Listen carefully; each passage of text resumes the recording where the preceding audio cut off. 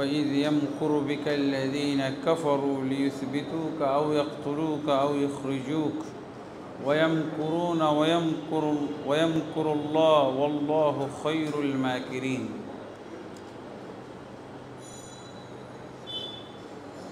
وقال سبحانه: فاستجاب لهم ربهم عني لا أضيع عمل عامل منكم من ذكر أو أنثى بعضكم من بعض فالذين هاجروا وأخرجوا من ديارهم وأوذوا في سبيلي وقاتلوا وقتلوا لأكفرن عنهم سيئاتهم ولأدخلنهم جنات تجري من تحتها الأنهار ثوابا من عند الله والله عنده حسن الثواب.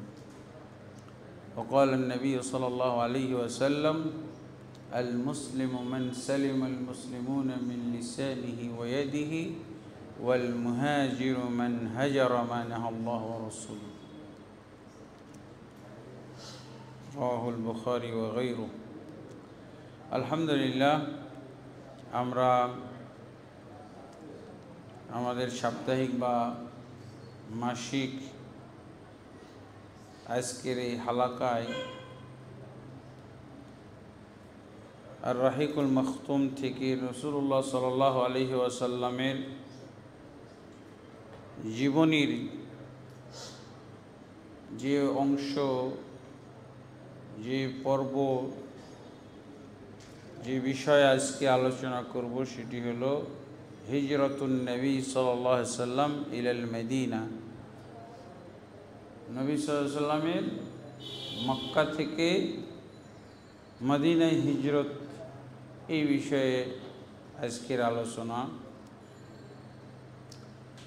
তো হিজরত শব্দটা আমরা জানি, হিজরত শব্দটা তো খুবই পরিচিত।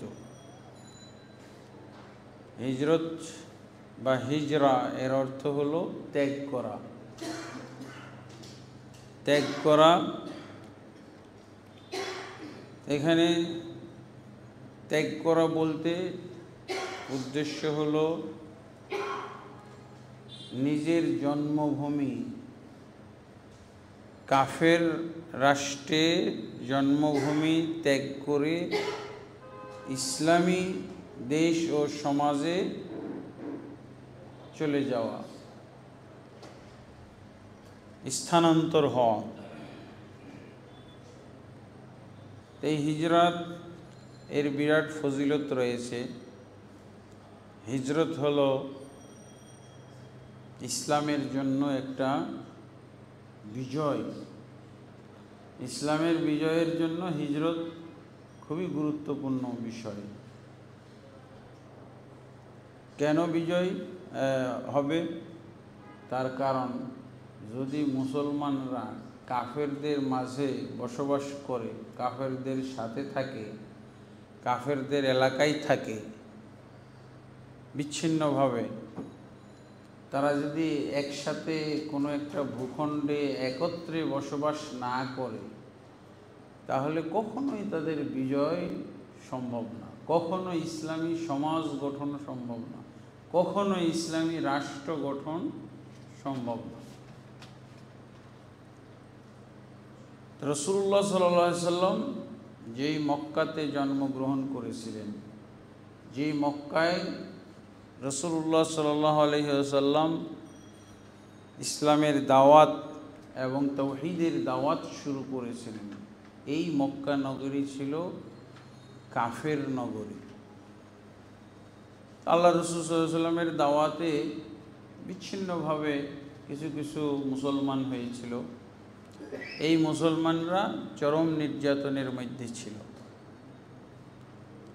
এবং সংখ্যায় খুব কম। কাফেরদের দাপট, কাফেরদের দ্বারা কাফের সমাজের কাছে তারা চরমভাবে কোণঠাসাই ছিল। এই 3 জন কাফেরের বাড়ির সাথে একজন মুসলমান হয়েছে।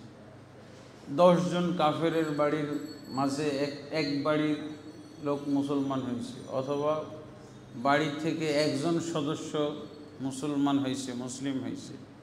এটা খুবই কঠিন পরিবেশ। এই পরিবেশে ইসলামের জন্য উল্লেখযোগ্য কিছু করা সম্ভব না। এই জন্য এই বাস্তবতা আল্লাহ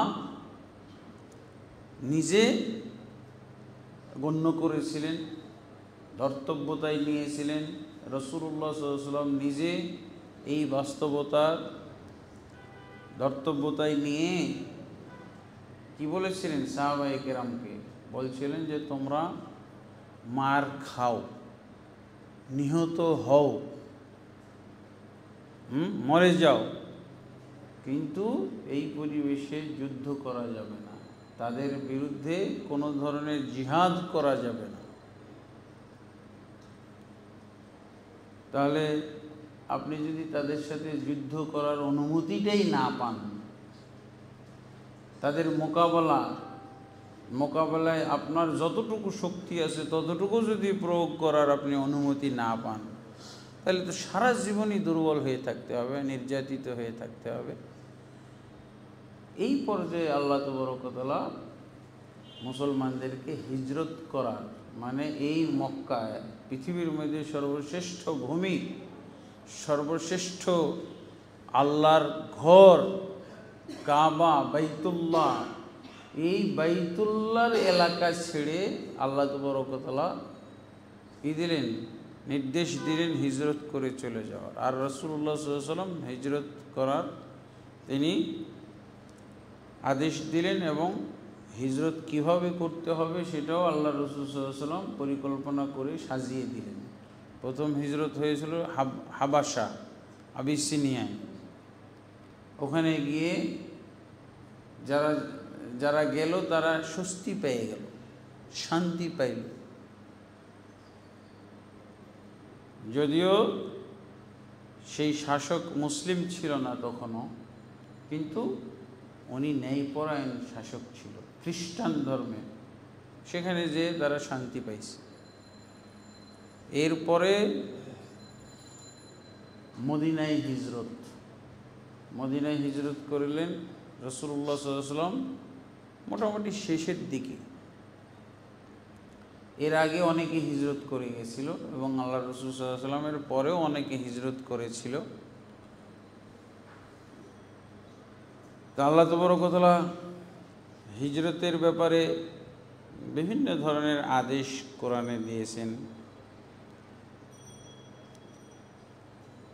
যেমন আল্লাহ তাবারক ওয়া তাআলা ইবাদতের জন্য বলছেন, ইয়া আইয়ুহাল্লাযীনা আমানু ইন্না আরদি ওয়াসিআতান ফা'বুদুনি। হে ঈমানদারগণ, আমার জমিন কিন্তু প্রশস্ত, অতএব আমার ইবাদত করো। তুমি এই জায়গায় ইবাদত করতে পারছো না, তোমাকে ইবাদত করতে দেওয়া হচ্ছে না, বাধা দেওয়া হচ্ছে, তো গোটাই তো আমার জমিন, যেখানে বাধা পাবে না ওখানে চলে যাও, কিন্তু তোমার ইবাদত করতে হবে আমার। এই অজুহাত দিলে চলবে না যে আমি পাচ্ছি না, ওরা আমাকে ইবাদত করতে দিচ্ছে না। আল্লাহর ইবাদত করলে, সালাত পড়তে গেলে, সিজদা করতে গেলে তারা নির্যাতন করছে, অতএব বন্ধ, ইবাদত বন্ধ। না, ইবাদত বন্ধ হবে না। আল্লাহ কি বলছে? আমার জমিন প্রশস্ত, এই গোটা জমিন, এই জমিনের মধ্যে যেখানে তোমার যে সম্ভব ইবাদত করা, কেউ বাধা দেবে না, ওখানে চলে যাও। ইয়া ইবাদিয়াল্লাযীনা আমানু, হে আমার ঈমানদার বান্দারা, তোমরা কি, আমার জমিন হলো প্রশস্ত, অতএব তোমরা আমার ইবাদত করো, ইবাদত বন্ধ রাখা যাবে।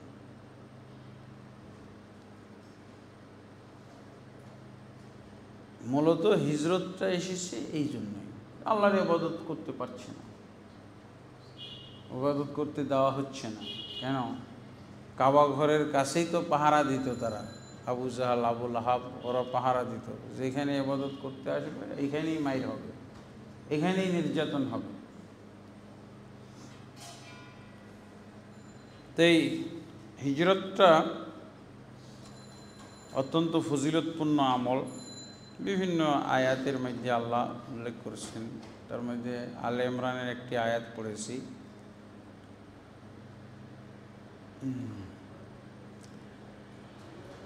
আল্লাহ বলছেন তাদের আল্লাহ দোয়া কবুল করেছেন, মমিনরা যেই মমিনরা আল্লাহর কাছে দোয়া করেছে, আল্লাহ তাদের দোয়া কবুল করেছে। এবং আল্লাহ বলছেন লা উদিউ আমাল আমিল মিনকুম, এবং তোমাদের আমলকারীদের কারো আমলই আমি নষ্ট করব না, সে নর হোক আবার নারী হোক। বাযুকুম মিন বায, তোমরা এক অপর থেকে, তোমরা এক অপরের সঙ্গী বন্ধু। ফাল্লাযীনা হাজারু ওয়া উখরিজু, অতএব যারা হিজরত করেছে এবং তাদের বাড়িঘর ভিটামাটি থেকে বহিষ্কৃত হয়েছে এবং আল্লাহর রাস্তায় কষ্টপ্রাপ্ত হয়েছে এবং আল্লাহর রাস্তায় তারা কেতাল করেছে, যুদ্ধ করেছে, ওয়াকুতিলু, এবং নিহত হয়েছে, শহীদ হয়েছে, লাউকাফিরান্না আনহুম সাইয়্যাতিহিম, অবশ্যই আমি তাদের গুনাহসমূহ মাফ করে দেব এবং তাদেরকে আমি জান্নাতে প্রবেশ করাবো, যেই জান্নাতের তলদেশ দিয়ে নদী নালা প্রবাহিত, সাওয়াবাম মিন ইনদিল্লাহ, এইটাই হলো আল্লাহর পক্ষ থেকে তাদের পুরস্কার। ওমা ইনদাল্লাহি হুসনুস সাওয়াব, এবং আল্লাহর কাছে আল্লাহু ইনদাহু হুসনুস সাওয়াব, এবং আল্লাহর নিকটে সুন্দর পুরস্কার রয়েছে, সওয়াব রয়েছে। এইভাবে আল্লাহ তাবারক ওয়া তাআলা বহু আয়াতের মধ্যে জিহাদের হিজরতের ফজিলত বর্ণনা করেছে। রাসূলুল্লাহ সাল্লাল্লাহু আলাইহি ওয়াসাল্লামের হিজরতটা কোন পর্যায়ে আসলো? রাসূলুল্লাহ সাল্লাল্লাহু আলাইহি ওয়াসাল্লামের হিজরত হয়েছে আল্লাহর বিশেষ নির্দেশ ক্রমে। যখন রাসূলুল্লাহ সাল্লাল্লাহু আলাইহি ওয়াসাল্লামের বিরুদ্ধে ষড়যন্ত্র হলো, কি ষড়যন্ত্র? সূরা আনফালের 30 নম্বর আয়াতে আল্লাহ উল্লেখ করছেন যে কাফেররা, আবু জাহালরা মিটিং করেছিল মুহাম্মদ সাল্লাল্লাহু আলাইহি ওয়াসাল্লামের বিরুদ্ধে, চূড়ান্ত মিটিং, আজকেই ফাইনাল। কি ফাইনাল করছে? কেউ পরামর্শ দিল যে মুহাম্মদ সাল্লাল্লাহু আলাইহি ওয়াসাল্লাম থেকে আমাদেরকে অবশ্যই রেহাই পাইতে হবে, মুহাম্মদ সাল্লাল্লাহু আলাইহি ওয়াসাল্লামের জ্বালা যন্ত্রণা আর সহ্য করা যায় না, জ্বলে পুড়ে ছারখার হয়ে গেলাম, মক্কাবাসীকে কঠিন অশান্তির মধ্যে রেখেছে। এই জন্য কী করবে? মিটিংয়ে বসলো সবাই মিলে, নেতৃস্থানীয় যারা, মক্কার যারা নেতৃস্থানীয় তারা সবাই বসলো, মোটামুটি 11 জন মতো বসছিল, এবং 12তম ব্যক্তি হলো ইবলিস মশাই। ইবলিসও এসে উপস্থিত, একবারে খুব মুরব্বী টাইপের, তার কি বলে শিকিল সুরত নিয়ে উপস্থিত হলো। এরপরে মিটিং হয়েছিল কিসের? প্রথমে তাকে জেলে আটকায় রাখতে হবে। সূরা আনফালের 30 নম্বর আয়াতের, যেটা তাদের এই ষড়যন্ত্রের সার কথাটা এসে গেছে। লিউসবিতু ইজ ওয়াইজ ইয়ামকুরু বিকাল্লাযিনা কাফারু, স্মরণ করুন হে মুহাম্মদ সাল্লাল্লাহু আলাইহি ওয়াসাল্লাম, যখন আপনার বিরুদ্ধে ষড়যন্ত্র করতেছিল কাফেররা। কি করবে? লিউসবিতুকা, তোমাকে এই মক্কার মধ্যেই তারা যে কোনো একটা জায়গায়, নিভৃত কোনো একটি জায়গায়, তার মানে জেলখানা, প্রকোষ্ঠে তোমাকে আটকায় রাখবে। আও ইয়াকতুলুকা, অথবা তোমাকে হত্যা করে ফেলবে। আও ইউখরিজুকা, অথবা তোমাকে মক্কা নগরী থেকে বহিষ্কার করবে, দেশান্তর করে কোথাও তাড়িয়ে দেবে। ওয়ায়ামকুরুল্লাহ, আর ওয়ায়ামকুরুনা ওয়ায়ামকুরুল্লাহ, তারা তো ষড়যন্ত্র করতেছে, কিন্তু আল্লাহ তাবারক ওয়া তাআলা তাদের ষড়যন্ত্র মোকাবেলার জন্য কৌশল বের করতেছেন। আল্লাহু খায়রুল মাকিরিন, আর আল্লাহ হচ্ছেন তাদের ষড়যন্ত্র ধ্বংসকারী। তো এই আয়াত থেকেই ইঙ্গিত পাওয়া যাচ্ছে তারা রাসূল সাল্লাল্লাহু আলাইহি ওয়াসাল্লামের বিরুদ্ধে কি কি ব্যবস্থা নিতে চেয়েছিল। সবচেয়ে জঘন্যতম যেটা ব্যবস্থা তারা নিতে চেয়েছিল, হত্যা করে ফেলবে, এবং এটাই সাপোর্ট করেছিল ইবলিস শয়তান। তারপরে তো রাসূলুল্লাহ সাল্লাল্লাহু আলাইহি ওয়াসাল্লামকে কীভাবে হত্যা করা হবে এর পরিকল্পনা করা হলো। মক্কাতে যত প্রভাবশালী কবিলা ছিল, মুহাম্মদ সাল্লাল্লাহু আলাইহি ওয়াসাল্লামের হাশেম কবিলা বাদ দিয়ে বাকি যত কবিলা ছিল সবাইকে একত্র করলো, বা সবাইকে শরীক করে তাকে হত্যা করা হবে, যাতে করে তার রক্ত বন্টন হয়ে যায় বিভিন্ন কবিলায়। আর এতগুলো কবিলার বিরুদ্ধে মুহাম্মদ সাল্লাল্লাহু আলাইহি ওয়াসাল্লামের কবিলা বানু হাশেম যুদ্ধ করতে পারবে না, বাধ্য হয়ে হয়তো দিয়াত গ্রহণ করবে, তার রক্তপণ যেটা আমরা ধার্য করব সেটাই গ্রহণ করবে, বাস কিচ্ছা খতম, মুহাম্মদ সাল্লাল্লাহু আলাইহি ওয়াসাল্লাম থেকে আমরা রেহাই পেয়ে গেলাম। এইটা ছিল তাদের ষড়যন্ত্র। সকালের দিকে এই মিটিং করলো, আর সারাদিন এই সিদ্ধান্ত বাস্তবায়নের কি প্রক্রিয়া হবে এটা নিয়ে তারা দৌড়ঝাঁপ করতেছে, লোকজন সেট করতেছে। তো মোটামুটি আবু জাহালের নেতৃত্বে কিছু লোক রাসূলুল্লাহ সাল্লাল্লাহু আলাইহি ওয়াসাল্লামের বাড়ি ঘেরাও করবে সিদ্ধান্ত হলো। আর বাড়ি ঘেরাও করে রাখবে, কিন্তু হত্যা করবে মধ্যরাতের পর, মানে আক্রমণ করবে, বাড়িতে ঢুকবে এবং তাকে হত্যা করবে। আর এইদিকে রাসূলুল্লাহ সাল্লাল্লাহু আলাইহি ওয়াসাল্লাম, তার উপরে তো আয়াত নাজিল হয়ে গেছে, উনি তো জেনেই ফেলেছেন, এবং আল্লাহ তাবারক ওয়া তাআলা যেই রাত্রে তারা এই ষড়যন্ত্রমূলক মিটিং করলো, দিনের বেলা, সেই রাতটা আর আল্লাহ তাকে বাড়িতে থাকার অনুমতি দেননি, বেরিয়ে যেতে হবে। আল্লাহ রাসূল সাল্লাল্লাহু আলাইহি ওয়াসাল্লাম দুপুর বেলায় চলে গেলেন আবু বকর রাদিয়াল্লাহু আনহু বাড়িতে। আবু বকরকে বললেন যে আমার তো মক্কা ত্যাগ করার নির্দেশ এসে গেছে, আমাকে চলে যেতে হবে, আমি জানাইতে আসলাম। আর আবু বকর রাদিয়াল্লাহু আনহু বলছেন যে আমি তো আপনার অপেক্ষায় আছি, অনেকেই হিজরত করে চলে গেছে, আমি তো আপনার সাথে হিজরত করব, এই জন্য আমি অপেক্ষায় আছি। তা আমাকে সাথে নেবেন, আমি আপনার সাথে বের হয়ে চলে যাব। তা আবু বকর রাদিয়াল্লাহু আনহুর সাথে বের হলেন। এদিকে আল্লাহ রাসূল সাল্লাল্লাহু আলাইহি ওয়াসাল্লাম গভীর রাত, তখন আলী রাদিয়াল্লাহু আনহুকে প্রস্তুত করতেছেন, তুমি আমার বেডে ঘুমাইবা, আমার চাদরটা গায়ে দিয়ে ঘুমাইবা, আমার বিছানায় ঘুমাইবা। আল্লাহ রসুলের বাড়িতে থাকতো আলী রাদিয়াল্লাহু আনহু, কিন্তু আল্লাহ রসুল সাল্লাল্লাহু আলাইহি ওয়াসাল্লামের বেডে আল্লাহ রসুল সাল্লাল্লাহু আলাইহি ওয়াসাল্লামের চাদর, তার বিছানা ঘুমানোর আদেশ দিলেন, এবং আলী রাদিয়াল্লাহু আনহুকে বললেন তোমার কোনো ক্ষতি হবে না, তোমাকে তারা হত্যা করবে না।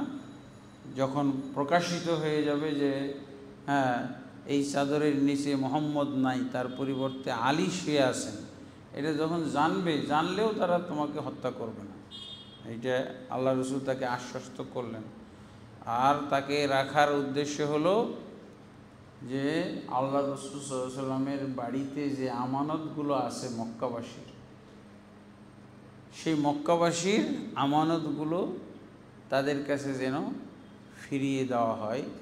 তো এই ফিরিয়ে দেওয়ার দায়িত্ব আলী রাদিয়াল্লাহু আনহুকে দিলেন। আমরা তো রাগ করে বলতাম যে তোরা আমাদেরকে মক্কা থেকে বের করে দিলি, আর কারো কিছুই আমি আর বুঝিয়ে দেব না, সব আমার। এত নির্যাতনের শিকার হয়ে তিনি বরং হত্যার ষড়যন্ত্র করা হলো, তারপরও আল্লাহ রাসূল সাল্লাল্লাহু আলাইহি ওয়াসাল্লাম আমানতকারীদের আমানত সম্পর্কে উনি মোটেও ভুলে যাননি, সচেতন। আলী রাদিয়াল্লাহু আনহুকে এই রিস্কের মধ্যে উনি রেখে চলে গেলেন। এবং আলী রাদিয়াল্লাহু আনহু তিনি বিশ্বাস করলেন যে যখন রাসূলুল্লাহ সাল্লাল্লাহু আলাইহি ওয়াসাল্লাম বলছেন আমার কিছু হবে না, তাহলে আমি থাকি। তখন আল্লাহ রাসূল সাল্লাল্লাহু আলাইহি ওয়াসাল্লাম বাড়ির মধ্যেই ছিলেন, এমন সময় তারা চতুর্দিক ঘেরাও করে ফেলল এবং ঘেরাও করার পর এদিকে রাসূলুল্লাহ সাল্লাল্লাহু আলাইহি ওয়াসাল্লাম তো বের হয়ে গেলেন। ঘেরাও করা অবস্থায় তাদের মাঝ দিয়েই, তাদের সামনে দিয়েই আল্লাহ রাসূল সাল্লাল্লাহু আলাইহি ওয়াসাল্লাম বের হয়ে গেলেন। তারা বুঝতে পারে নাই।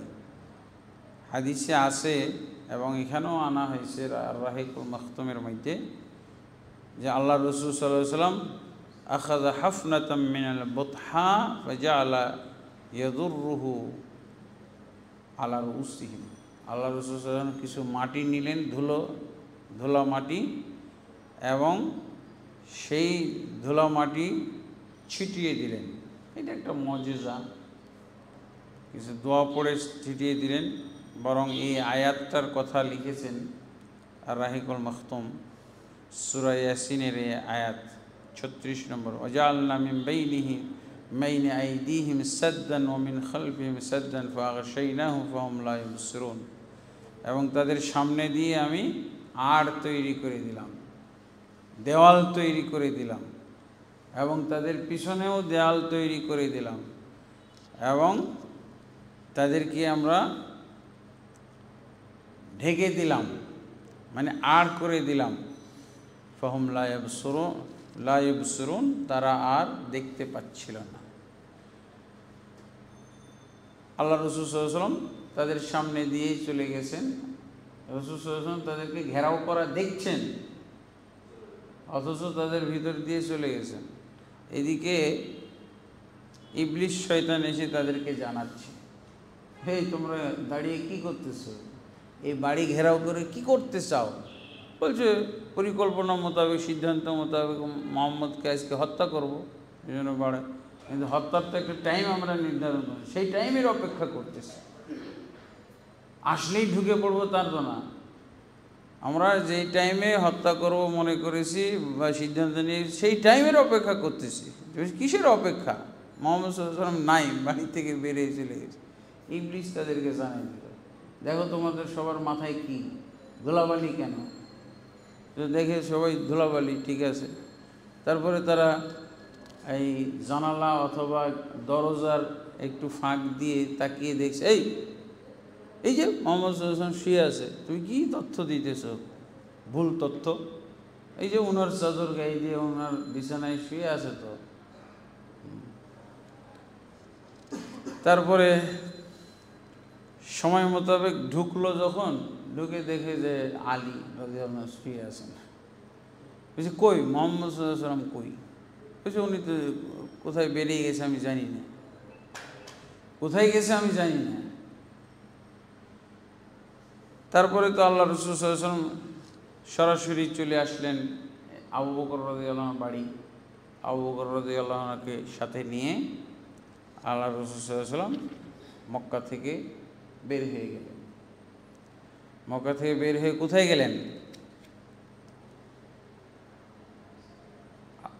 দেখেন, আল্লাহ তো বড় কথা নয়, কিন্তু তার মাথায় পরিকল্পনা, চিন্তা ভাবনা এগুলো দিচ্ছেন। সব ওয়াহির মাধ্যমে কোরআনের আয়াত হয়ে নাই, পরিকল্পনাগুলো আল্লাহ রাসূল সাল্লাল্লাহু আলাইহি ওয়াসাল্লাম নিচ্ছেন। আবু বকর রাদিয়াল্লাহু আনহুর সহযোগিতায় তিনি পরিকল্পনা করতেছেন। বললেন যে আমরা এই গভীর অন্ধকারে বের হয়ে চলে যাচ্ছি, কিন্তু তারা কি আমাদেরকে যখন পাবে না বাড়িতে, তখন তো অবশ্যই আমাদের পিছনে তারা ধাওয়া করবে, তালাশ করা শুরু করবে, অনুসন্ধান করবে, আমাদের পিছে দৌড়ঝাঁপ করবে। তখন কি করলেন? মদিনায় যেতে হলে কোন দিকে যেতে হবে? উত্তর দিকে, উত্তর দিকে যেতে হবে। মক্কা থেকে উত্তর অভিমুখে যাত্রা করতে হবে। কিন্তু যেহেতু বিশ্বাস, তাদের বিশ্বাস যে তারা তাদেরকে ছেড়ে দিবে না, যাক হাতছাড়া হয়ে গেছে, যার যার বাড়ি চলে যাও, এরকম তো করবে না, তারা তো খুঁজবে। এই জন্য আল্লাহ রাসূল সাল্লাল্লাহু আলাইহি ওয়াসাল্লাম দক্ষিণ দিকে গেছেন 5 কিলোমিটার, মক্কা শহর থেকে আরও 5 কিলোমিটার দক্ষিণ দিকে গেছেন, ইয়ামানের রাস্তা ধরে। যাবেন তো উনি মদিনার রাস্তায়, কিন্তু গেছেন ইয়ামানের রাস্তায়, ওখানে সবচেয়ে যেটা উঁচু পাহাড়। এমনি তো এটা যে মদিনায় যেহেতু ওনার প্রায় শিষ্য এখন আর হাবাসায় যাচ্ছে না, আবিসিনিয়ায় যাচ্ছে না, মদিনায় যাচ্ছে। আর মদিনাতে বিরাট একটা টিম গঠন হয়েছে, বায়াতুল আকাবা উলা সানিয়া ঘটেছে, তাদের সাথে চুক্তি হয়েছে, এগুলো সব জানা হয়ে গেছে। অবশ্যই মদিনার দিয়ে গেছে, কিন্তু মদিনার রাস্তা তো এইটা। তো মদিনার রাস্তায় তারা খুঁজে পায় নাই। আল্লাহ রাসূল সাল্লাল্লাহু আলাইহি ওয়াসাল্লাম তো গেছেন দক্ষিণ দিকে 5 কিলোমিটার দূরে একটা সবচেয়ে উঁচু পাহাড়, এটাকে বলা হয় গার সৌর। গার সৌর মানে ষাঁড় পাহাড়, সৌর মানে ষাঁড়। পাহাড়টা দেখতে ষাঁড়ের মতো মনে হয়। এই জন্য মক্কাবাসীরা ওই পাহাড়ের নাম রেখেছিল সৌর পাহাড়, মানে ষাঁড় পাহাড়। এই ষাঁড় পাহাড়ের একেবারেই চূড়ায় আল্লাহ রাসূল সাল্লাল্লাহু আলাইহি ওয়াসাল্লাম উঠে একটা গর্তের মধ্যে আশ্রয় নিয়েছিলেন।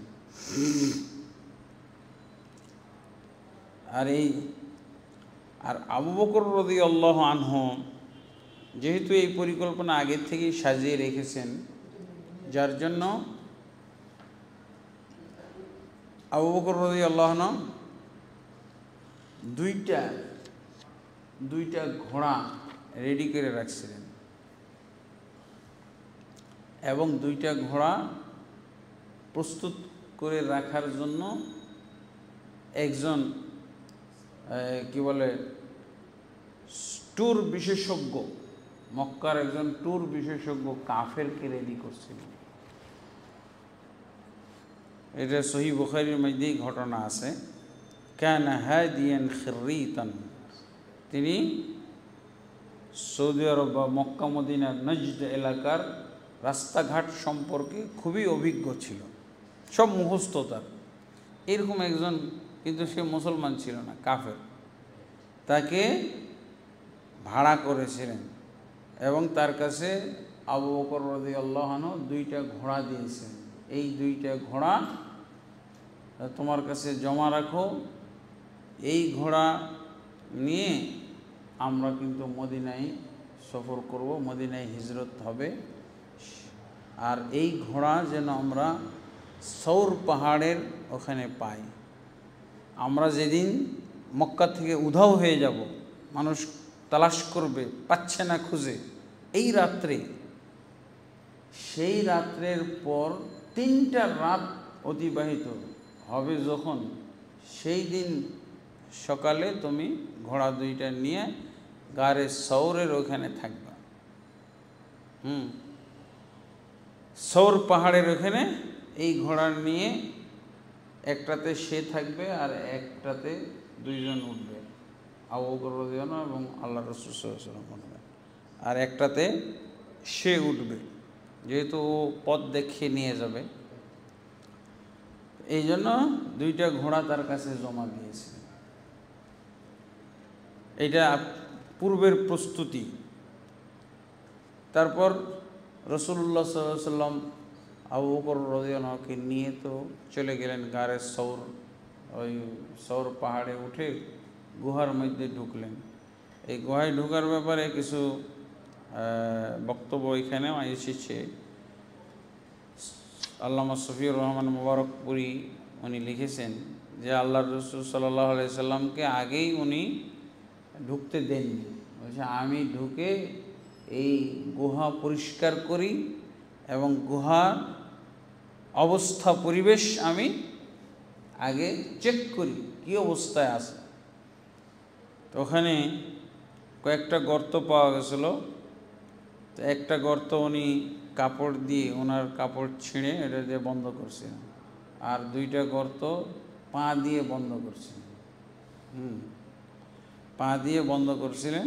এরপরে আল্লাহ রাসূল সাল্লাল্লাহু আলাইহি ওয়াসাল্লামকে নামতে বললেন। তো উনি মোটামুটি পরিষ্কার করার সময় যেহেতু কোনো কিছু বের হইল না, কোনো কিছু নাই, তো এই জন্য আল্লাহ রাসূল সাল্লাল্লাহু আলাইহি ওয়াসাল্লামকে নামতে বললেন। আর যেহেতু টেনশন আর অর্ঘুমা অবস্থায় আছে, আবু বকর রাদিয়াল্লাহু আনহু বললেন আপনি শুয়ে যান। আল্লাহ রাসূল সাল্লাল্লাহু আলাইহি ওয়াসাল্লাম তার উরুর উপরে বালিশ করে শুয়ে পড়লেন।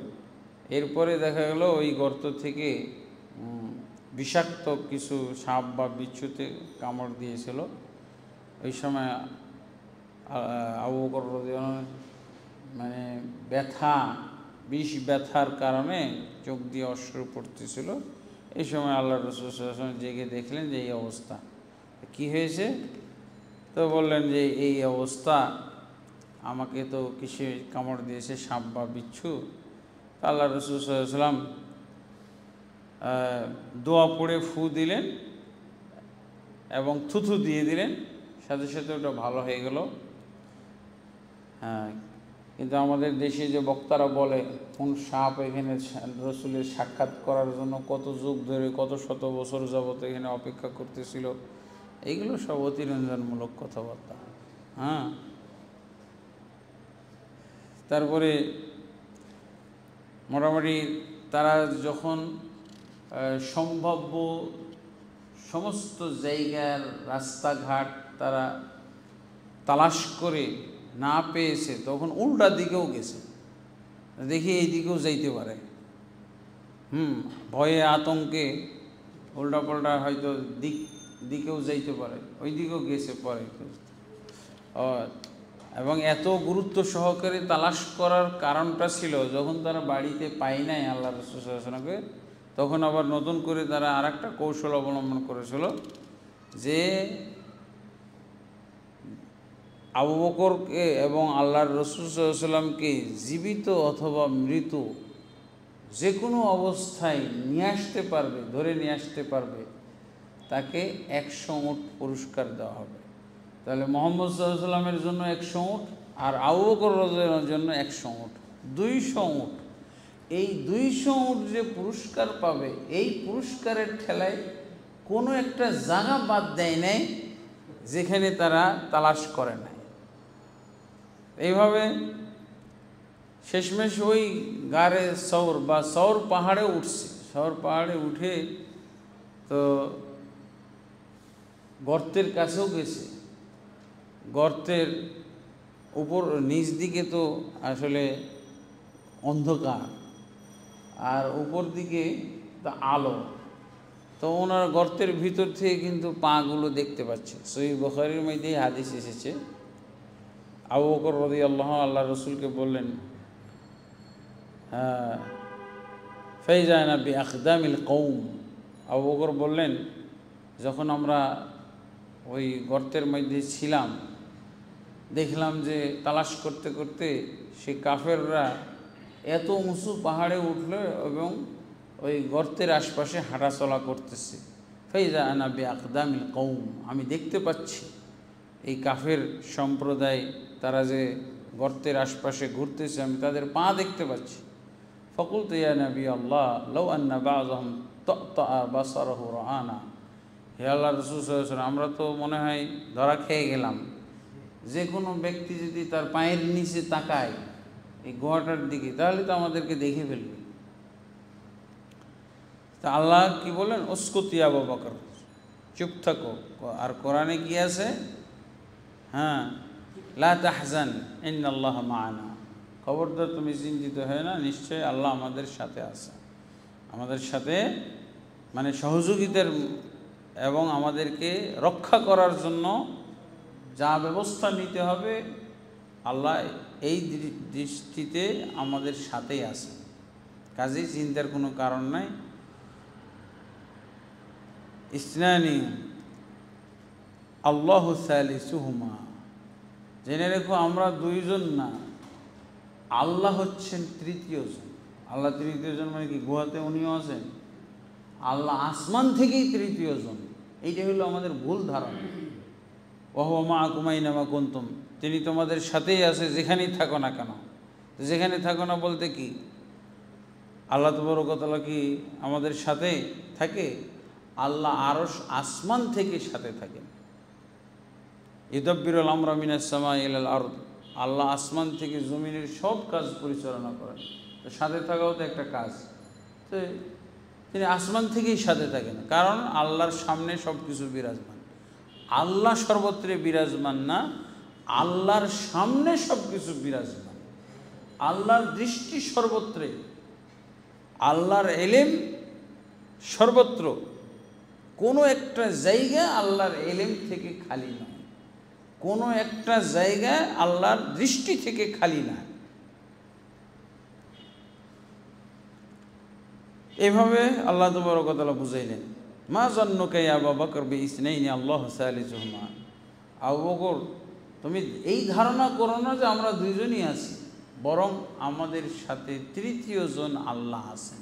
আল্লাহ আছেন মানে গোয়ার মধ্যে আল্লাহ আছেন। হ্যাঁ, দেখ এই যে সর্বেশ্বরবাদী কি বলে, সর্বস্থানে আল্লাহ আছেন, সর্বত্রই আল্লাহ থাকেন। এদেরকে আবার একজন জেনারেল শিক্ষিত লোক এক হুজুরকে জিজ্ঞেস করছিলেন যে আল্লাহ যদি সবার সাথেই থাকে, সবার মধ্যেই থাকে, তাহলে যদি যখন গুলি করা হয়, হত্যা করা হয় কাউকে, তখন কি আল্লাহ সহ হত্যা করে ফেলে না, নাকি আল্লাহ পালাই যায়? তো হুজুর আর জবাব দিতে পারেন। তো এগুলো হলো খুবই বাজে আকিদা। এই আকিদাগুলোর নাম হলো মাতুরিদি আকিদা, এগুলো হলো আশআরি আকিদা।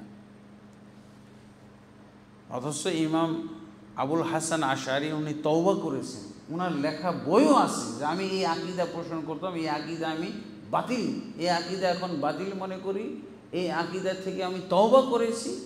কিন্তু যারা ওই যে ওনার মাযহাব গ্রহণ করছে, এই বাতিল আকিদা, ওনারা এটা মানতেই চায় না, যেটা ওনার লেখা কিতাবই না।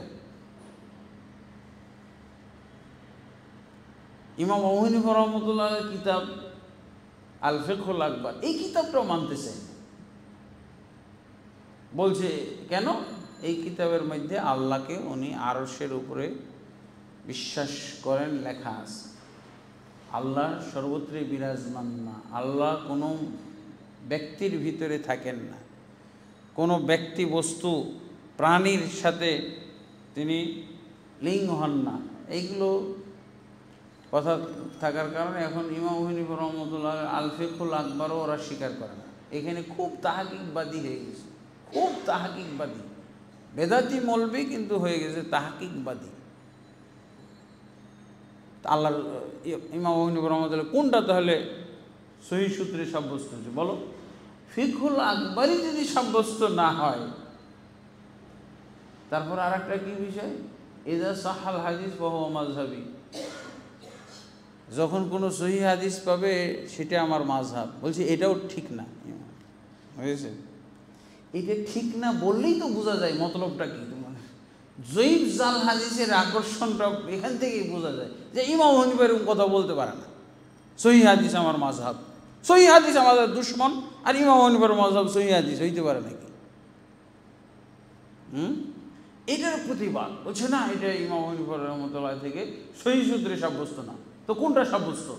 জয়ীফ আর জাল আমার মাযহাব, এটা তো ঠিকই সাব্যস্ত। তোমাদের আমল আচরণ দিকে বোঝা যাচ্ছে যে ইমাম আবু হানিফা রাহমাতুল্লাহ সহিহ হাদিস আমার মাযহাব, এই কথাটা সাব্যস্ত না। কিন্তু তাহলে বোঝাই যাচ্ছে যে জয়ীফ জাল হাদিস আমার মাযহাব, এটা ঠিক আছে। আমল আচরণ থেকে তাই বোঝা যায়। তো আল্লাহ রাসূল সাল্লাল্লাহু আলাইহি ওয়াসাল্লাম কি বললেন?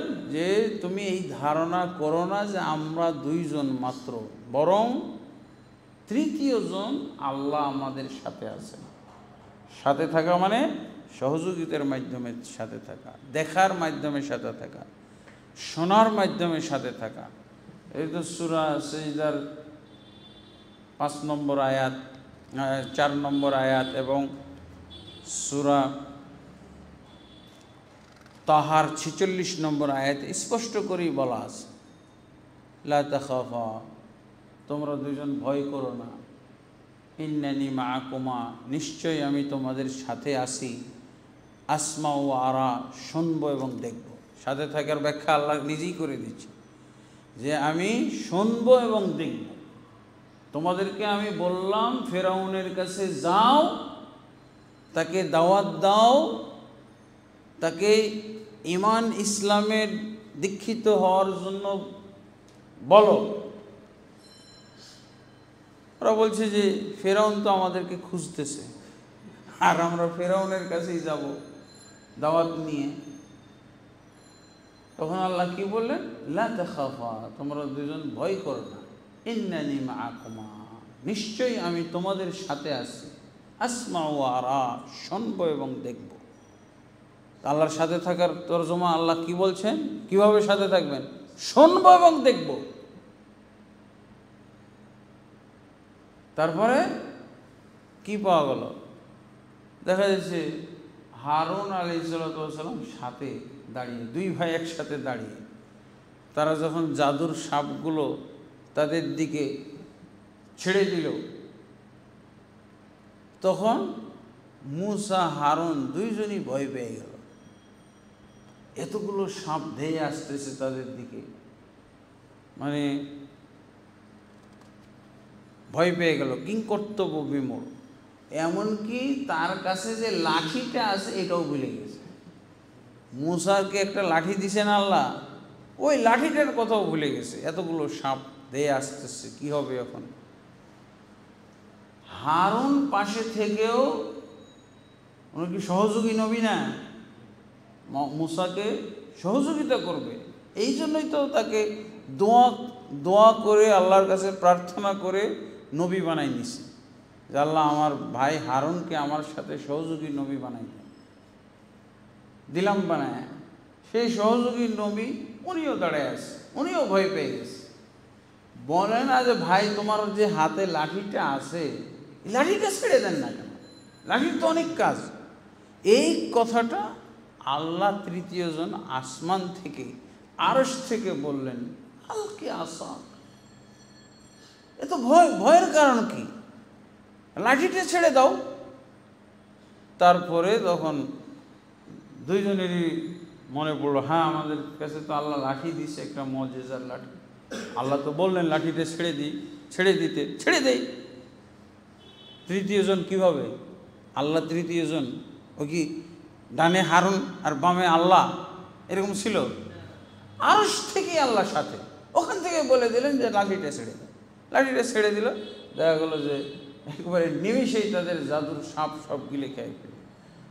এখন তারা মনে করছে এখন তো আমাদেরকেও গিলে খাবে, তাড়াতাড়ি ঈমান আনলো। এগুলো হলো বোধগম্য। আর আশারি আকিদা হলো যে না, আল্লাহ আরশে নেই, ওরা কোথাও মানে না আল্লাহকে, না আল্লাহ আরশে আছে, না জমিনে আছে, না কোথাও আছে। কি ওদের একটা শয়তানি যুক্তি, বলছে আল্লাহকে যদি আমি আরশে মনে করি, আল্লাহকে যদি উপরে মনে করি, এটা তো একটা দিকে সীমাবদ্ধ হয়ে গেল। এটা কি কোরআনের আয়াত না, এটা তোমার শয়তানি যুক্তি, শয়তানি। যদি আল্লাহ উপরে থাকে, আরশের উপরে থাকে, তা আল্লাহ যদি এক জায়গায় আটকা পড়ে যায়, এই কারণে এক জায়গায় যদি আবদ্ধ হয়ে যায়, সীমাবদ্ধ হয়ে যায়, তাহলে আল্লাহ এটা বলতে নিন না।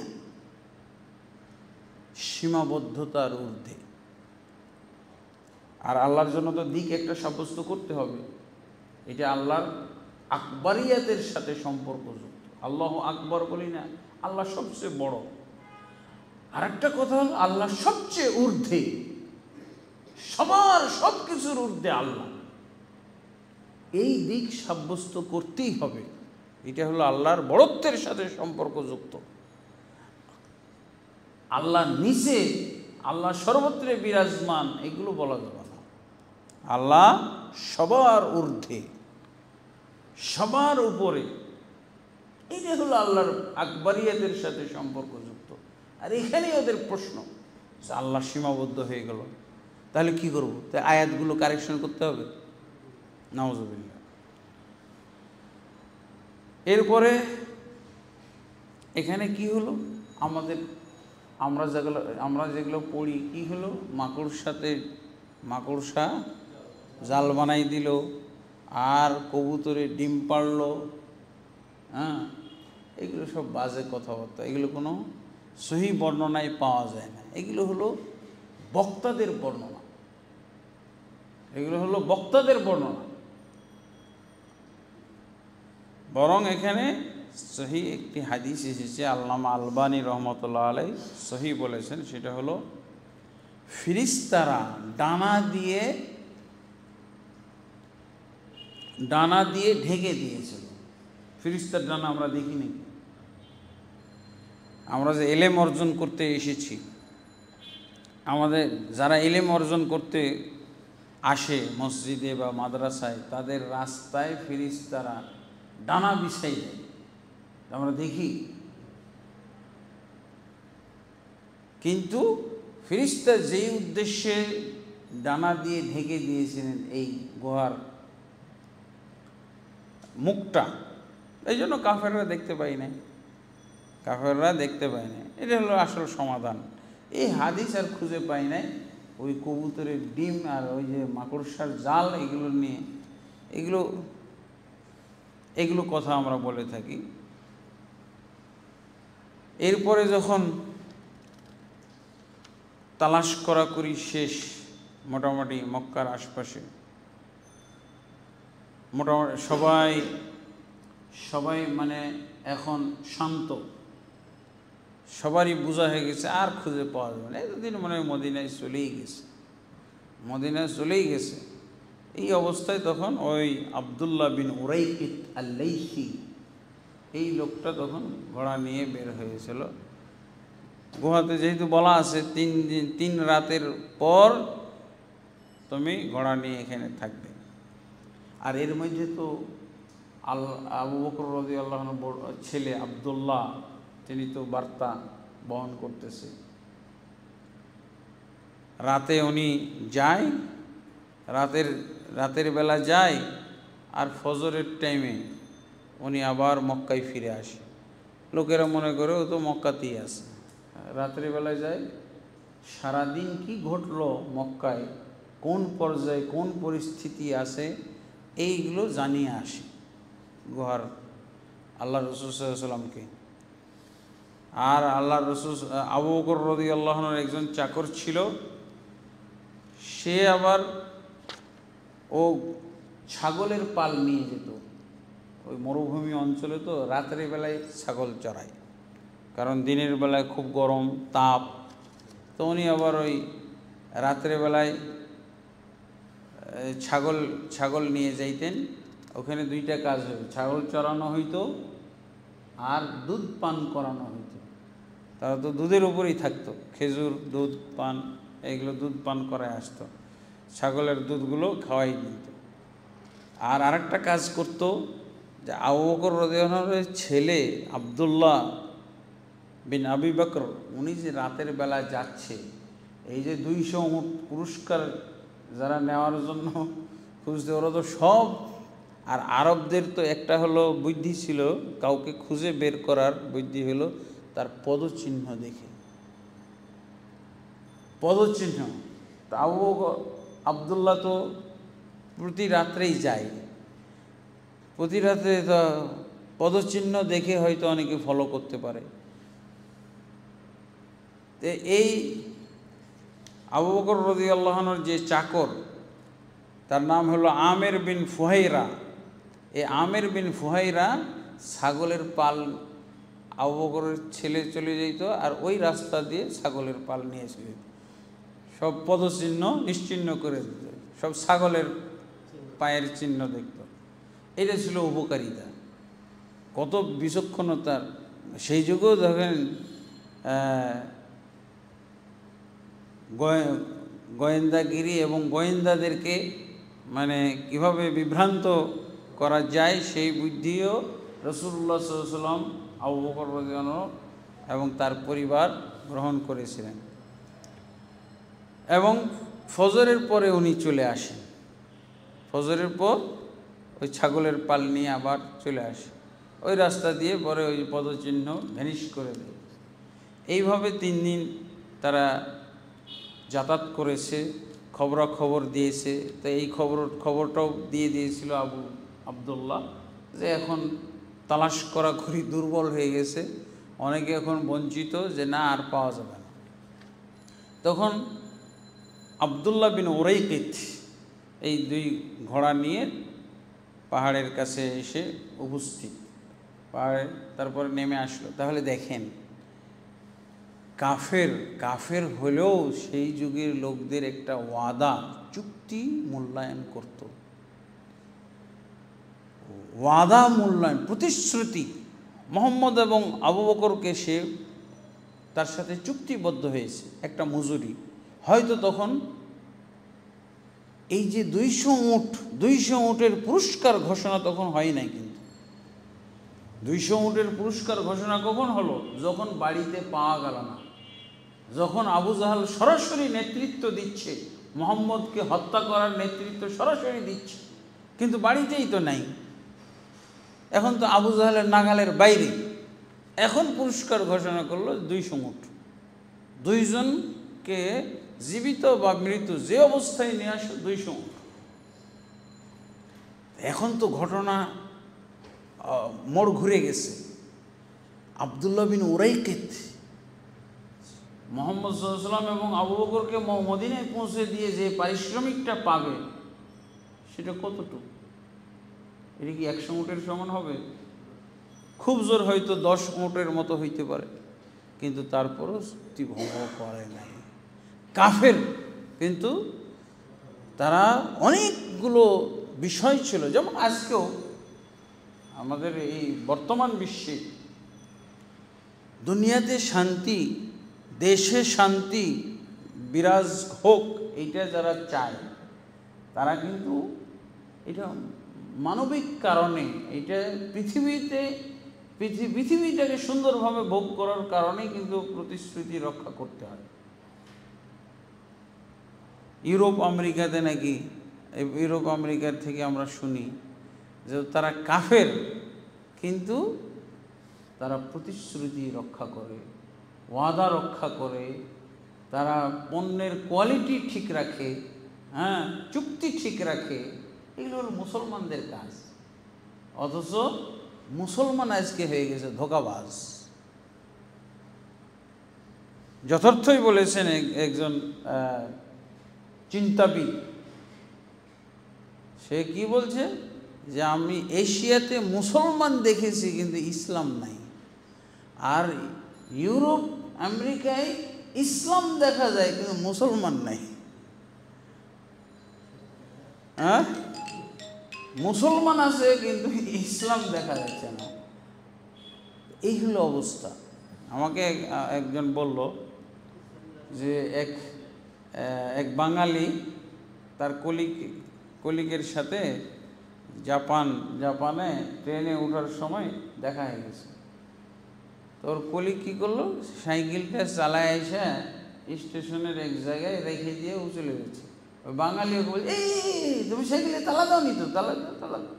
হ্যাঁ, কি তালা কেন দেবো? কেউ যদি নিয়ে যায়, আশ্চর্য, আমার সাইকেল কে নিয়ে যাবে? আমার সাইকেল তো আমি চালাবো, আমার সাইকেল তো কেউ নেবে না। তো বাঙালি বলছে, আমি তো লজ্জা পেয়ে গেলাম, আমাদের বাংলাদেশে তালা দেওয়া থাকলেও পাওয়া যায় না, তালা দেওয়ার পরও পাওয়া যায় না। আর ও বলতেছে, ও আশ্চর্য হয়ে গেছে যে আমার সাইকেল কে নেবে, আমার সাইকেল আমি আবার অফিস থেকে ফিরে আসবো, তারপরে এই সাইকেল নিয়ে বাড়ি যাব, কে নেবে? মুসলমান কি এরকম নাকি? লা হাওলা ওয়ালা কুওয়াতা ইল্লা বিল্লাহ। তা আমাদের আসলে দেখেন, সে যুগেও যেখানে মুহাম্মদ সাল্লাল্লাহু আলাইহি সাল্লামকে হত্যা করার জন্য এবং মুহাম্মদ সাল্লাল্লাহু আলাইহি সাল্লামকে হত্যা করে পুরস্কার নেওয়ার জন্য লোক ছুটাছুটি করতেছে, এইরকম পরিবেশে এইরকম সংবাদ পাওয়ার পরও চুক্তি ভঙ্গ করতেছে। তারপরে এখানে আরেকটা বিষয় হলো যে কাফের যদি বিশ্বস্ত হয় তার সাথেও লেনদেন করা যায়। বুঝা গেছে? কাফের যদি বিশ্বস্ত হয় আর মুসলমান, নামধারী মুসলমান যদি অবিশ্বস্ত হয় তো তার সাথে লেনদেন করা যায় না। কাফের যদি বিশ্বস্ত হয় তার সাথে লেনদেন করা যাইতে পারে। তারপরে কাফেরের কাছে আমানত দেওয়া যাইতে পারে। আমানত যদি বিশ্বস্ত হয় আমানত রাখা যাইতে পারে। এখানে কি আমানত ছিল বলেন তো? আব্দুল্লাহ বিন ওরাইকেতের পৃথিবীর মধ্যে সবচেয়ে মূল্যবান জিনিস আমানত। একেবারে আদম থেকে শুরু করে কিয়ামত ঘটে যাওয়া পর্যন্ত সবচেয়ে মূল্যবান জিনিসটা তার কাছে আমানত ছিল। রসুলের জীবন আমানত ছিল। শুধু ঘোড়া নাকি দুইটা, রসুল সাল্লাল্লাহু আলাইহি ওয়াসাল্লামের জীবনটাও তার হাতে আমানত। সে খেয়ানত করে নাই। সে কাউকে বলে দিতে পারতো যে দেখো, তাকে ইঙ্গিত করে দিতে পারতো কাউকে যে দেখো তুমি 50 দিও, আমাকে 50 দিও, আমি তোমাকে দেখাই দিয়েছি। হ্যাঁ, তাহলে তো এত কষ্টই করতে হইতো না। সেই মদিনায় পৌঁছে দেওয়ার পর 10 উট, হ্যাঁ, আর যদি খালি একটু বলে দেয় যে এই পাহাড়ের গর্তের মধ্যে পেয়ে যাবে দুইজনকে 200 উট, আমার 50, এটা বাঙালি করতো। আউযুবিল্লাহ। হ্যাঁ, এটা বিভিন্ন দেশে, শুধু বাঙালি না, বিভিন্ন দেশে, বিশেষভাবে মুসলিম অধ্যুষিত দেশগুলোতে এরকম, মিশর, পাকিস্তান, বাংলাদেশ, ভারত, এইগুলো, এইসব দেশে আপনি আমানত খুঁজে পাওয়া যাবে না, খুবই মুশকিল। আমার মসজিদ, এই গত হজে মসজিদে নববীতে 10 লক্ষ টাকা ব্যাগের মধ্যে রেখে চলে আসছে, ওটা আর পাওয়া যায়। কেবল মদিনায় গেছি তো, ওটা আবার তো হোটেলেও রাখা, মানে পাচ্ছি না, মানে আস্থা পাচ্ছিলাম না। তো মসজিদে নববীতে যে রাখছি, ওখানে কারা? তো মুসলমানরাই তো ওখানে যায়, কাফেররা যায় নাকি? অথচ আর পাওয়া গেল না। 1 সপ্তাহ ওখানকার গোয়েন্দা পুলিশ পর্যন্ত, মানে সব কি চেক, সিসি ক্যামেরা চেক, কত দৌড়ঝাঁপ, পর্যন্ত কি বলে এটা, হেডকোয়ার্টার, মদিনার হেডকোয়ার্টারের গোয়েন্দারা পর্যন্ত, মসজিদ নববীর গোয়েন্দারা পর্যন্ত দৌড়ঝাঁপ করেও উদ্ধার করতে পারে। পরে আমার জন্য দোয়া করে দিয়েছে। এই যে এই হজের ঘটনা 2022 জুনে যে শেষ হইল হজ, এই হলো। অথচ পৃথিবীর মধ্যে সবচেয়ে মূল্যবান আমানত। হ্যাঁ, এখান থেকে আরেকটা বিষয়,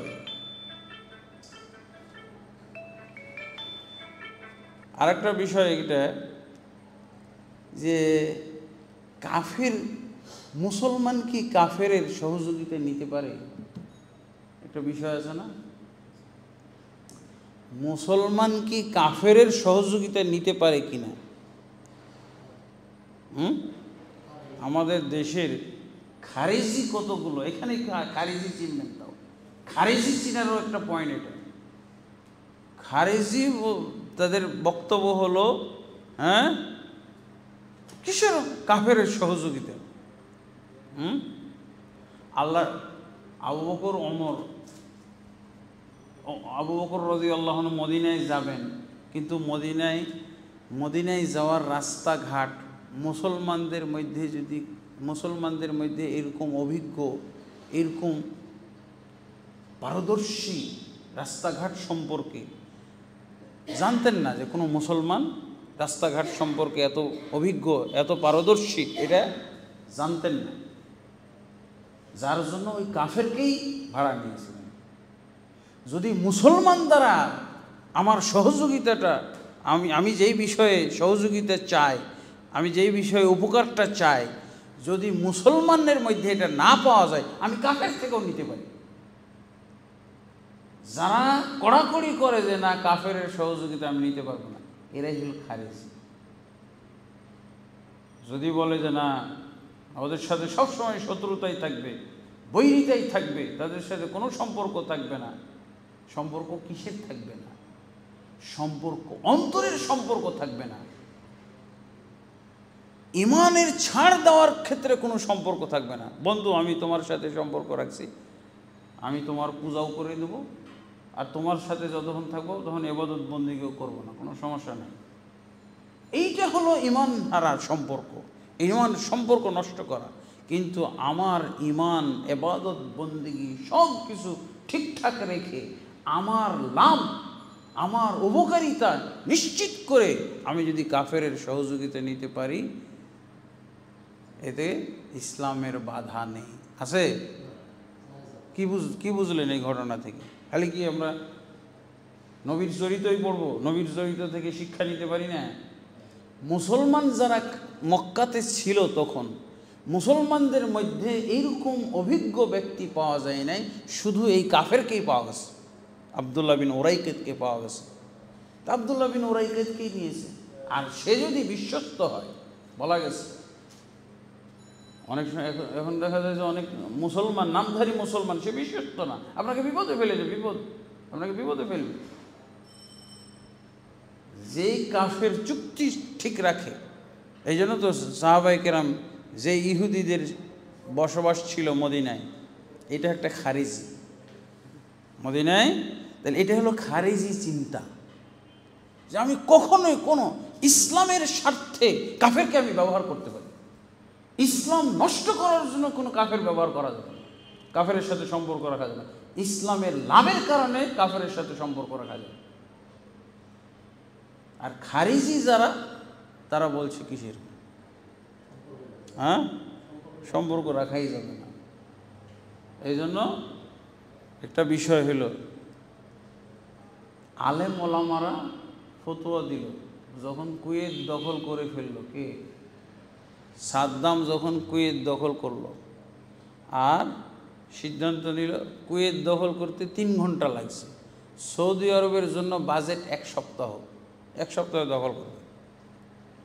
কুয়েত দখল করার পরে সাদ্দাম সৌদি দখল করার জন্য সীমান্তে সে মোতায়েন করলো, সৈন্য সামন্ত, অস্ত্র শস্ত্র সব মোতায়েন করা শুরু করলো।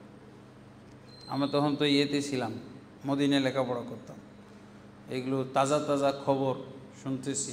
মদিনায়ও তো সাদ্দামের রকেট পড়ছিল, ক্ষেপণাস্ত্র মদিনাতে পড়ছে বিভিন্ন জায়গায়।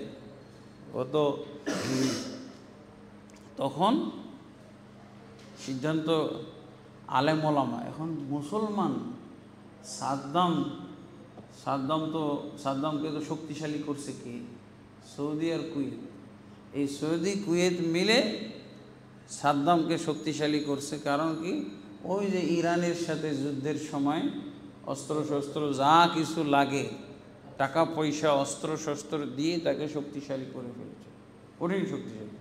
এখন ইরানকে পারল না, পিছু হটলো। এখন তার উল্টা, যারা তাকে সহযোগিতা করলো, শক্তিশালী করলো, তাদেরকে এখন খেয়ে ফেলবে। কুয়েতকে 3 ঘন্টায় দখল করে ফেললো, এবার সৌদি আরবকে দখল করবে। এখন সৌদি আরব তো আতঙ্কিত হয়ে গেল, কারণ সৌদি আরব তো জানে কি পরিমাণ তাকে শক্তিশালী করেছে তারা নিজেরাই।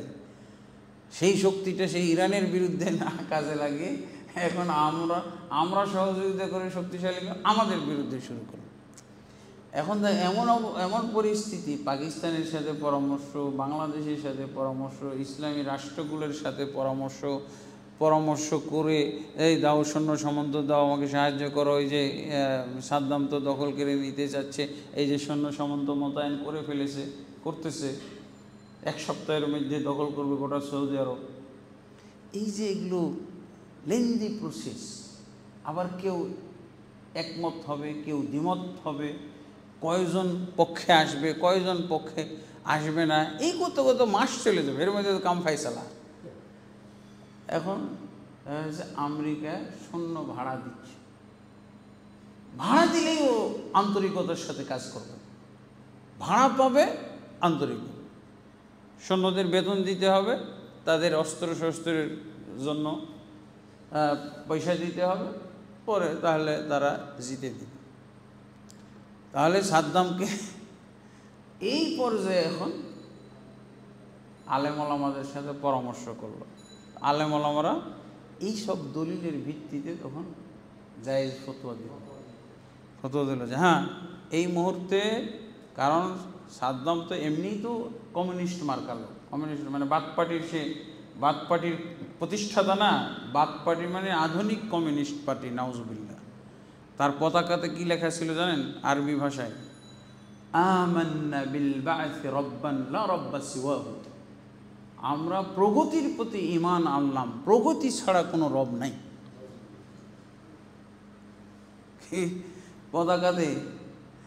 পতাকাতেই লিখে দিয়েছিল। সৌদি আরবের পতাকায় কি আছে? লা ইলাহা ইল্লাল্লাহ মুহাম্মাদুর রাসূলুল্লাহ। আর সাদ্দামের বাথ পার্টির যেটা পতাকা, সেখানে লেখা ছিল আমান্না বিল বা'থি রাব্বান লা রাব্বা সিওয়াহু, আমরা প্রগতির প্রতি ঈমান আনলাম, প্রগতি ছাড়া আমাদের কোনো রব নাই। কি মুসলমান নাকি? এর হাতে কি সৌদি আরব মক্কা মদিনা দিয়ে দেওয়া যায়? তখন তড়িঘড়ি করে আলেমদের কাছে ফতোয়া চাইল। আলেমরা শুধু এই দলিল না, আরও 15-16টা দলিল তারা উপস্থাপন করে তারা বলল যে হ্যাঁ এখন এই মুহূর্তে তড়িঘড়ি করে তাড়াতাড়ি, যেহেতু রেডিমেড, আমেরিকা রেডিমেড, বাংলাদেশও যদি চাই আমরা ভাড়া দেব, সৈন্য ভাড়া দেন আমাদেরকে, ভাড়া দেওয়ার সৈন্য তাদের কাছে রেডি আছে। ও দেশ দখল করবে না, ও আপনার দেশ গ্রাস করবে না। আপনার সাথে যে চুক্তি হয়েছে, প্রতি সৈন্য পার সৈন্য এত করে আমাকে বেতন দিতে হবে, বেতন বহন করো, আর আমরা অস্ত্রশস্ত্র বাবদ যা যা খরচ চাইব এগুলো দিতে হবে। বাস, চুক্তি কি? শত্রু পরাজিত করে দিতে হবে। শত্রু, আমাদের যে শত্রু, সেই শত্রুর দমন করতে হবে, পরাজিত করে দিতে হবে, আমরা যেন নিরাপদ থাকি। এটা হলো ভাড়া সিস্টেম। এখনো বাংলাদেশ ভাড়ার চাই, ভাড়া দেবে। ভাড়া দেওয়ার জন্য এটা রেডিমেড, সাথে সাথে এসে গেছে।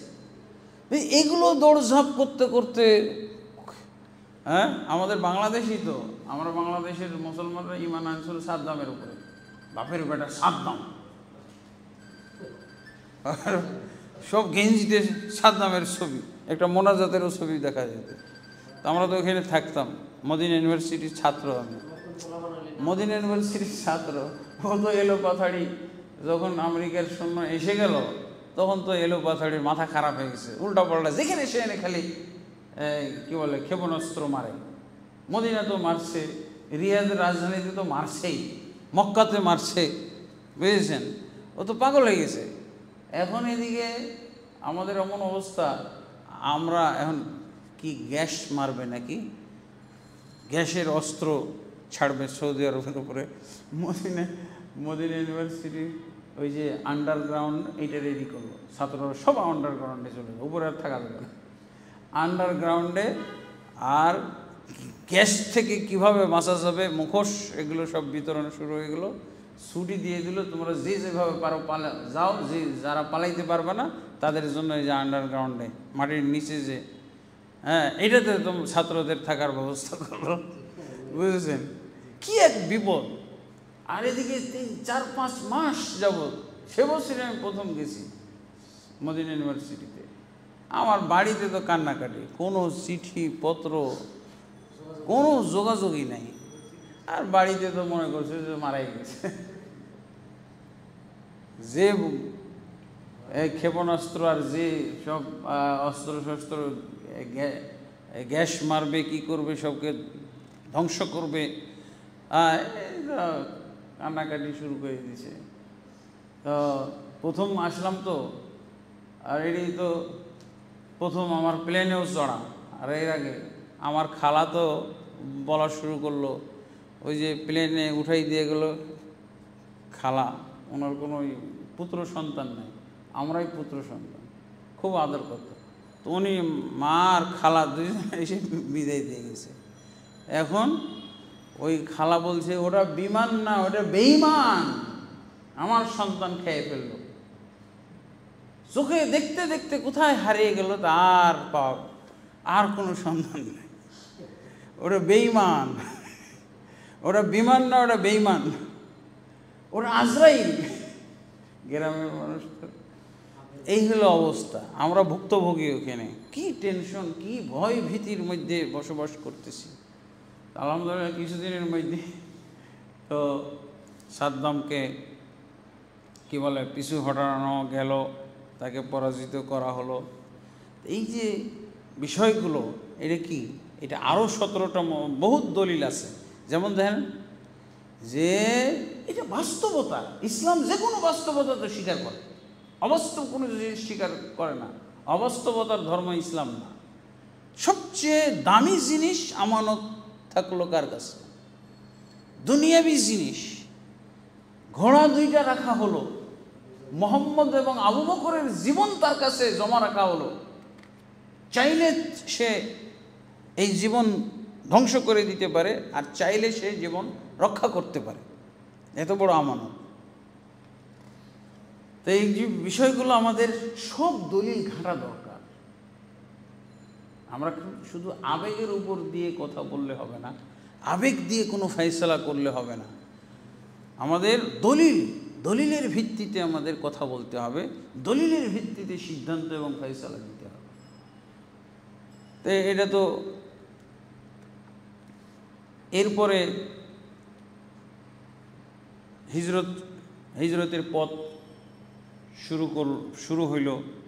মদিনার পথে যাওয়া আব্দুল্লাহ বিন উরাইকিত তাদেরকে নিয়ে প্রথমে আগে পশ্চিম দিকে গেছে, আগে কি বলে আগে গেছে দক্ষিণ দিকে, ইয়ামানের সাইডে অনেক দূর গেছে। এরপরে পশ্চিম দিক দিয়ে মানে সমুদ্রর কিনার ধরে যেই পথ দিয়ে কারো যাওয়ার কথা না মক্কাবাসীদের, তারপরও খবর একটা পেয়ে গেছিল কি, সুরাকা বিন মালিক ছিল মক্কার সবচেয়ে বেশি বিলাসী ফ্যামিলির একটা লোক। তার কাছে কে এসে বলেছে যে দেখো আমরা কিন্তু দেখে আসলাম এই সমুদ্র লোহিত সাগরের পাশ দিয়ে 2-3 জনকে আমরা যেতে দেখেছি, সম্ভবত তোমরা যাদেরকে খুঁজতেছো তারাই। কিছু পথিক এসে খবর দিল কার কাছে? এই সুরাকা বিন মালিক। তো সুরাকা বিন মালিক সে চিন্তা করলো যে তাহলে আমার একটা তো বার্তা পাইলাম, তাহলে এই পুরস্কার মানে আমি নিতে পারবো। ওই তাদের সংবাদ শোনার পর তাদেরকেই কী করল, বিভ্রান্ত করে দিল। না না না না, এটা তোমাদের ধারণা। তারপরে উনি তার কৃতদাসীকে বলল, তুমি বাড়ির পিছন দিক দিয়ে আমার ঘোড়াটা বের করো তো, কেউ যেন না দেখতে পায়। একবারে পাহাড়ের আড়ালে নিয়ে যাও, আমি ওইখানে আসতেছি। মানে কেউ যেন কাউকে শরিক করবে না। ও 200 উট একাই নিবে। এই জন্য ওই বণিকদেরকেও বললো যে না না, তোমার ভুল ধারণা, ওরা তো 4-5 দিন আগে চলে গেছে, 3 দিন আগে চলে গেছে, এখন কি আসে নাকি, তুমি কাকে না কাকে দেখছো। কিন্তু তার বর্ণনা শুনে মনে হচ্ছে যে তারাই।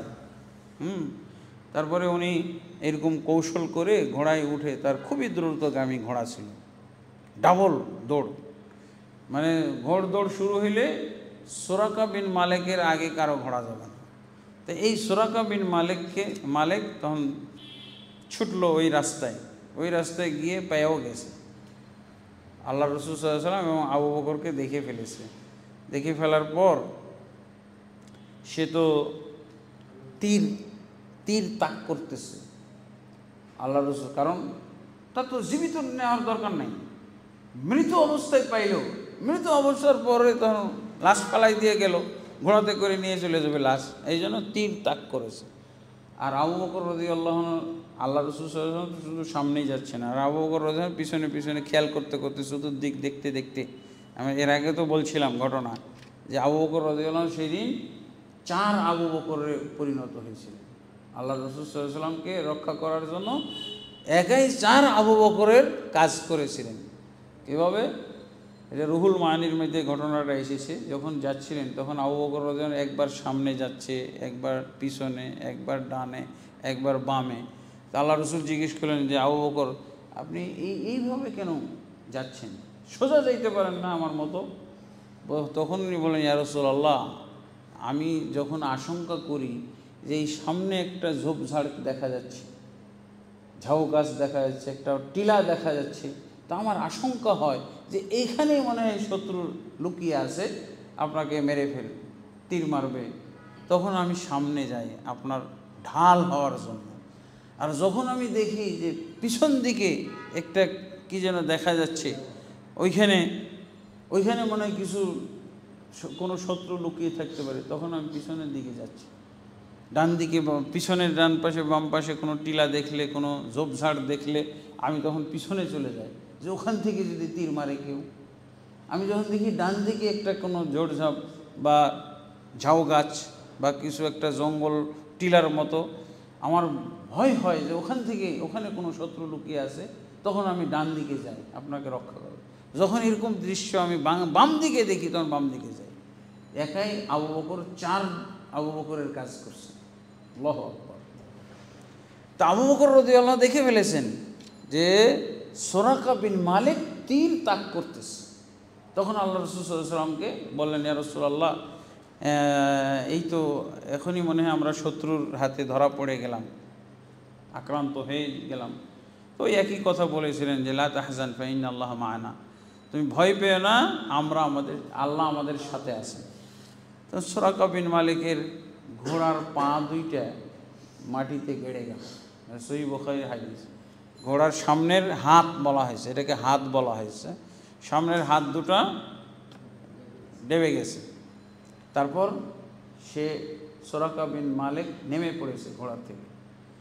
তারপর সে চেষ্টা করতেছে উঠানোর, না উঠতে পারে না।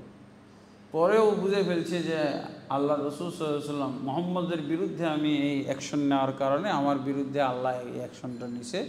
কাজেই সে দূরের থেকে মুহাম্মদ সাল্লাল্লাহু আলাইহি ওয়াসাল্লামের কাছে মাপ চাওয়া শুরু করলো। মাপ চাইল এবং সে বলল যে এখন আমি আপনাদের বিপক্ষে ছিলাম, এখন আপনাদের পক্ষে আমি কি কাজ করতে হবে বলেন। আমি এখন আপনাদের জীবন রক্ষার জন্য যা করা লাগবে আমি তাই করব। তা আপনাদেরকে হয়তো এই সংবাদ তো ছড়িয়ে পড়েছে, হয়তো আরও অনেকেই ধাওয়া করতে আসতেছে। আমি এই লোকগুলোর দায়িত্ব নিলাম। যত লোক আমি দেখব যে আপনাদের পিছু ধাওয়া করতে আসতেছে, আপনাদেরকে তালাশ করার জন্য সবাইকে আমি ফিরিয়ে নিয়ে যাব, এই দায়িত্বটা আমি নিলাম। এখানে একটা চুক্তি হইল। সুরাকা বিন মালিকের সাথে চুক্তি করলেন এবং আল্লাহ রাসূল বিশ্বাস করলেন, অথচ সে তখনও মুসলমান হয়নি। তো তাকে যখন মুসলমান হয়েছিল তখন আল্লাহ রাসূল তাকে পুরস্কার ঘোষণা করেছিলেন যে সুরাকা, তুমি যে এত বড় একটা কাজ করেছো, তুমি নাগালে পেয়ে আমাকে তীর মারলে না, আমার কাছে স্যারেন্ডার করেছো এবং আমার শত্রুদেরকে তুমি ফিরিয়েছো, এই জন্য তোমার পুরস্কার। যেহেতু তুমি বিলাসী ফ্যামিলির লোক, সবচেয়ে দ্রুতগামী ঘোড়ার তুমি মালিক, তো তোমার পুরস্কারটা আমি ঘোষণা করলাম। পুরস্কার কি? আল্লাহ রাসূল যখন ওই যে পারস্যের লড়াই হবে, যুদ্ধ হবে এবং পারস্যের সম্রাট নিহত হবে, তার রাজকীয় পোশাক তোমাকে আমি উপহার দিই। অথচ কোথায় 13 বছর পরের ঘটনা, তখন আল্লাহ রাসূল জীবিত নেই। ওমর ইবনে খাত্তাবের যুগে সেটা বিজয় হয়েছিল সেই সাম্রাজ্য। তখন ওমর ইবনে খাত্তাবের কাছে ওই রাজকীয় পোশাক পাঠানো হয়েছিল, কিন্তু ওমর জানতেন যে এটা সুরাকা বিন মালিককে দেওয়া আছে, আল্লাহ রাসূল দিয়ে রেখেছেন। সুরাকা বিন মালিককে ডেকে দিয়ে এই যে রাসূল ঘোষণা দিয়েছিলেন তোমার সেই দিনের পুরস্কার, সেই দিনের তোমার কাজে আল্লাহ রাসূল সন্তুষ্ট প্রকাশ করে যে পুরস্কার ঘোষণা করেছেন, সেই পুরস্কার তোমাকে বুঝিয়ে দিলাম। আল্লাহু আকবার। তাহলে এটাও একজন কাফেরের সাথে চুক্তিবদ্ধ হইলেন।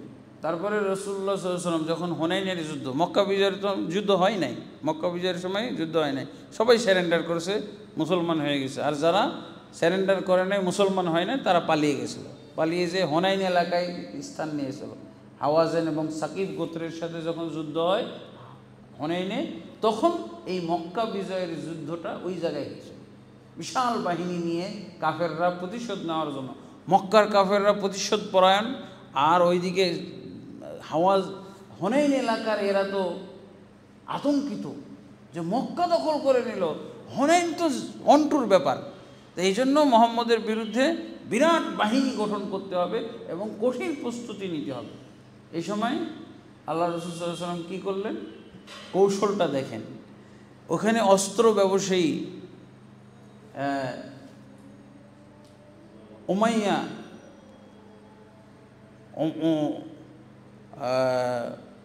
উবাই বিন উমাইয়া নামক এক ব্যক্তি, তো সফওয়ান বিন উমাইয়া ছিল মক্কার সবচেয়ে বড় অস্ত্র ব্যবসায়ী। আল্লাহ রসুল তার বাড়িতে চলে গেলেন। ওই হুনাইনওয়ালাদের আগেই আল্লাহ রসুল সাল্লাল্লাহু আলাইহি ওয়াসাল্লাম সফওয়ান বিন উমাইয়ার সাথে চুক্তি করলেন যে আমি তো আপনার অস্ত্র ভাড়া নেব এবং আপনাকে 100 উট আমি ভাড়া হিসেবে 100 উট ভাড়া দেব, আপনার অস্ত্র সব দিয়ে দেন, কোনো অস্ত্র বাড়িতে রাখবেন, সব অস্ত্র আমাকে দিয়ে দেন, হুনাইনের যুদ্ধে এগুলো ব্যবহার হবে, আর আপনার ভাড়া বাবদ 100 উট আমি দেব। তাহলে কি কাফেরের সাথে চুক্তি হইল? কিসের? মুহাম্মদ সাল্লাল্লাহু আলাইহি সাল্লাম কাফেরের বিরুদ্ধে যুদ্ধ করতেছে আর কাফেরের সাথেই চুক্তিবদ্ধ হইলেন। এটা কি ইসলামের পক্ষে? আমি বলেছিলাম কি নিয়মটা হলো ইসলামের উপকারার্থে, মুসলমানদের উপকারার্থে, ইসলামী ভূখণ্ডের উপকারার্থে যদি কাফের ব্যবহার করা যায় এবং আশ্বস্ত হওয়া যায়, বিশ্বস্ত পাওয়া যায়, তাহলে আপনি চুক্তিবদ্ধ হইতে পারেন, তার কাছ থেকে আপনি ফায়দা উপকার নিতে পারেন, সে যদি বিশ্বাসঘাতকতা না করে। আর আপনি তো শুনলেন, দেখলেন কিভাবে তারা বিশ্বাস ঠিক রাখছে। আল্লাহ রাসূল সাল্লাল্লাহু আলাইহি ওয়াসাল্লাম ওই হুনাইনের বাহিনীর, কাফের বাহিনীর আগেই সফওয়ান বিন উমাইয়ার সাথে চুক্তি করে ফেললেন, আপনার অস্ত্র যত আছে সব অস্ত্র আমি নিব, আর 100 উট পুরস্কার ভাড়া। সফওয়ান বিন উমাইয়া চিন্তা করল, আর সফওয়ান বিন উমাইয়ার মন্তব্য ছিল যে মুহাম্মদের চেহারাটা পৃথিবীর মধ্যে সবচেয়ে নিকৃষ্ট চেহারা। এই ঘোষণাও বলছিল, এরকম নিকৃষ্ট ব্যক্তি আমার দৃষ্টিতে আর কেউ নাই। সেই সফওয়ান বিন উমাইয়ার সাথে আল্লাহ রাসূল যখন 100 উটের বিনিময়ে চুক্তি করলেন, সেই সফওয়ান বিন উমাইয়া এবার আল্লাহ রাসূলকে কি বললেন যে আমার তো অস্ত্র নিয়ে নিলেন, আমাকেও নিয়ে যান, আমিও সাথে থাকবো। ও কিন্তু মুসলমান হয় না, অস্ত্র পাহারা দেওয়ার জন্য, আর অস্ত্র পাহারা দেওয়ার জন্য, আর সে নিজেও বললো যে আমিও যাব। কার পক্ষে যুদ্ধ করবে? কাফেরদের পক্ষে না, মুহাম্মদের পক্ষে যুদ্ধ করবে। কারণ যুদ্ধে হেরে গেলে তার অস্ত্র সহজ খোয়া যাবে, ধ্বংস হয়ে যাবে, কিসের 100 উট পাবে? এই জন্য সে অস্ত্রের কারণে আর 100 উট পাবে, এই কারণে আন্তরিকতার সাথে রসুলের পক্ষে যুদ্ধ শুরু করল। মুসলমানের চাইতে বেশি আন্তরিক, ও দুনিয়াবী স্বার্থে যুদ্ধ। পরে আল্লাহ রাসূল সাল্লাল্লাহু আলাইহি ওয়াসাল্লাম হুনাইন যুদ্ধে যখন বিজয় লাভ করলেন, বললেন কি 100 উট হলো এই আপনার অস্ত্র ভাড়া বাবদ, আর 100 উট হলো আপনার পুরস্কার।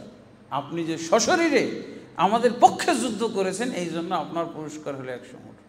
আল্লাহু আকবার। সফওয়ান বিন উমাইয়া সাথে সাথে ইসলাম গ্রহণ করে, সাথে সাথে ইসলাম গ্রহণ করে। না, এরকম মানুষ হইতে পারে না পৃথিবীর মধ্যে। 100 উট পুরস্কার আমার, আমি তো আসছিলাম আমার অস্ত্র পাহারা দেওয়ার জন্য, আমার অস্ত্র যেন খোয়া না যায়, আমার অস্ত্র যেন তসরুপ না হয়, এই জন্য আমি আসলাম। আর 100 উট, অস্ত্রের বাবদ 100 উট, আর অস্ত্র আমার ভাড়া, আমার পুরস্কার 100 উট। ওই দিনই পাল্টে গেল, তার দৃষ্টিভঙ্গি পাল্টে গেল। পৃথিবীর মধ্যে সবচেয়ে সুন্দর চেহারা মুহাম্মদের চেহারা, আর ইসলাম গ্রহণ করল। কি মেসেজ দেয় এই ঘটনা? খারিজিরা বলে কি যে মুসলমান কাফের সহযোগিতা নিতে পারবে না। আল্লাহ রাসূল সাল্লাল্লাহু আলাইহি ওয়াসাল্লাম মক্কা বিজয়, হুনাইনের যুদ্ধে বিজয়ী লাভ করতে পারতেন না হয়তোবা। এটাই আল্লাহর একটা ফয়সালা যে সফওয়ান বিন উমাইয়াকে এবং তার গোটা অস্ত্র ভাণ্ডার আল্লাহ রাসূল নিয়ে এসেছেন। সে যুগের অস্ত্র ব্যবসায়ী ছিল, ওই এলাকার নজদ এলাকার অস্ত্র ব্যবসায়ী, বড় অস্ত্র ব্যবসায়ী। এই যে বিষয়গুলো, আল্লাহ রাসূল সাল্লাল্লাহু আলাইহি ওয়াসাল্লাম তায়েফ থেকে ঘুরে আসে। তায়েফ গেছিলেন কেন?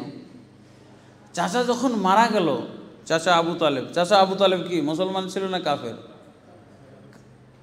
চাচা আবু তালেব যতদিন পর্যন্ত ছিলেন তার শেল্টারে ছিলেন কে? মুহাম্মদ সাল্লাল্লাহু আলাইহি ওয়াসাল্লাম। কাফেরের আশ্রয় নেওয়া যায় না? তো মুহাম্মদ সাল্লাল্লাহু আলাইহি ওয়াসাল্লাম কার আশ্রয় ছিলেন? মারা যাওয়ার সাথে সাথে আল্লাহ রসুলের প্রতি এমন নির্যাতন নেমে আসলো যে উনি মক্কা থেকে বিদায় হয়ে চলে গেলেন, না এই মক্কা থাকা যাবে না। এদিকে স্ত্রী মারা গেল খাদিজা রাদিয়াল্লাহু, আর এদিকে চাচা আবু তালেব মারা গেলেন। চাচা আবু তালেব আগে মারা গেছে, তার 3 মাস পরে খাদিজা রাদিয়াল্লাহু আনহা। এরপরে আল্লাহ রসুলের উপরে নির্যাতন নেমে আসা শুরু হলো, এমন নির্যাতন যে উনি থাকতেই পারলেন না, তায়েফ চলে গেলেন। তায়েফ যাওয়ার পর আরও নির্যাতন বেশি হইল।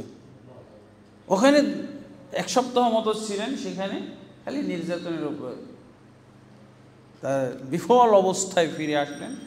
এরপরে তাকে কঠিনভাবে সেই উশৃঙ্খল যুবকরা আঘাত করলো, প্রস্ত্রাঘাত করে ক্ষতবিক্ষত করে দিল। আল্লাহ রাসূল সাল্লাল্লাহু আলাইহি ওয়াসাল্লাম বেহুশ হয়ে গেলেন, সেন্সলেস হয়ে পড়েছিলেন। এখানে লম্বা ঘটনা। তারপরে আবার ফিরে আসলেন। আবার ফিরে আসার পর কি করলেন? তিনি খোঁজ করতে লাগলেন আবু তালেবের মতো কোনো লোক পাওয়া যায় কিনা, আবু তালেবের মতো কোনো লোক পাওয়া যায় কিনা। খুঁজতে খুঁজতে পাওয়া গেল কাকে? মুতঈম বিন আদি। সহিহ বুখারীর মধ্যে হাদিস এসেছে। মুতঈম বিন আদিকে বললেন যে আমি আল্লাহর দ্বীন প্রচার করব, আমার চাচাজান থাকতে যেভাবে আমি অবাধে আল্লাহর দ্বীন প্রচার করেছি, দাওয়াত দিয়েছি, এইরকম কি আপনি আমাকে সুযোগ দেবেন, শেল্টার দিবেন? আমি মক্কাবাসী, আমি তো এই দেশের নাগরিক, আপনারা তো আমাকে আল আমিন বলে ডাকতেন, কিন্তু এই দ্বীনের দাওয়াত, তাওহীদের দাওয়াত দেওয়ার কারণে শত্রু হয়ে গেছে। এখন আমাকে আমার ফ্যামিলি, আমার বংশের লোকেরাই আমাকে দেখতে পারে না, তাদের নির্যাতনে আমি এই মক্কা ত্যাগ করে চলে গেছি। কিন্তু তায়েফ গিয়েও আমি এরকম নির্যাতনের শিকার হয়ে যায় এখন আসতেছি। এখন আর কোনো জায়গা খোঁজ না পেয়ে এখন মক্কায় ফিরে আসলাম। যায়েদ বিন হারেসা বলেছিলেন যে না, মক্কায় যাওয়া ঠিক হবে না, কারণ আমরা 2 দিক দিয়ে দুর্বল হয়ে, একদিক দিয়ে তো তারা আমাদেরকে অসহায় পেয়েছে, আর একদিক হলো যে এখন আমরা তায়েফ থেকে নির্যাতিত হয়ে ফিরে যাচ্ছি, এখন তারা আরও বেশি নির্যাতন করবে, যে আমরা পরাজিত, আমরা তাদের কাছে আরও অসহায়, আরও নির্যাতন করবে, মক্কায় না গিয়ে যে কোনো জায়গায় যাই। তো আল্লাহ রসুল একটা যুক্তি দিলেন যে না, সামনে কিন্তু হজের মৌসুম, এই সময় দাওয়াত দিতে পাবো, অনেক লোক আসবে, কারণ যে কোনো মূল্যে আমার মক্কায় ঢুকতেই হবে। তখন মুতঈম বিন আদি, সহিহ বুখারী দেখে নিন, মুতঈম বিন আদির কাছে উনি গেলেন, উনি সাথে সাথে আশ্রয় দিলেন। কারণ মুহাম্মদ সাল্লাল্লাহু আলাইহি ওয়াসাল্লামের মতো লোক আসে নাকি মক্কাতে?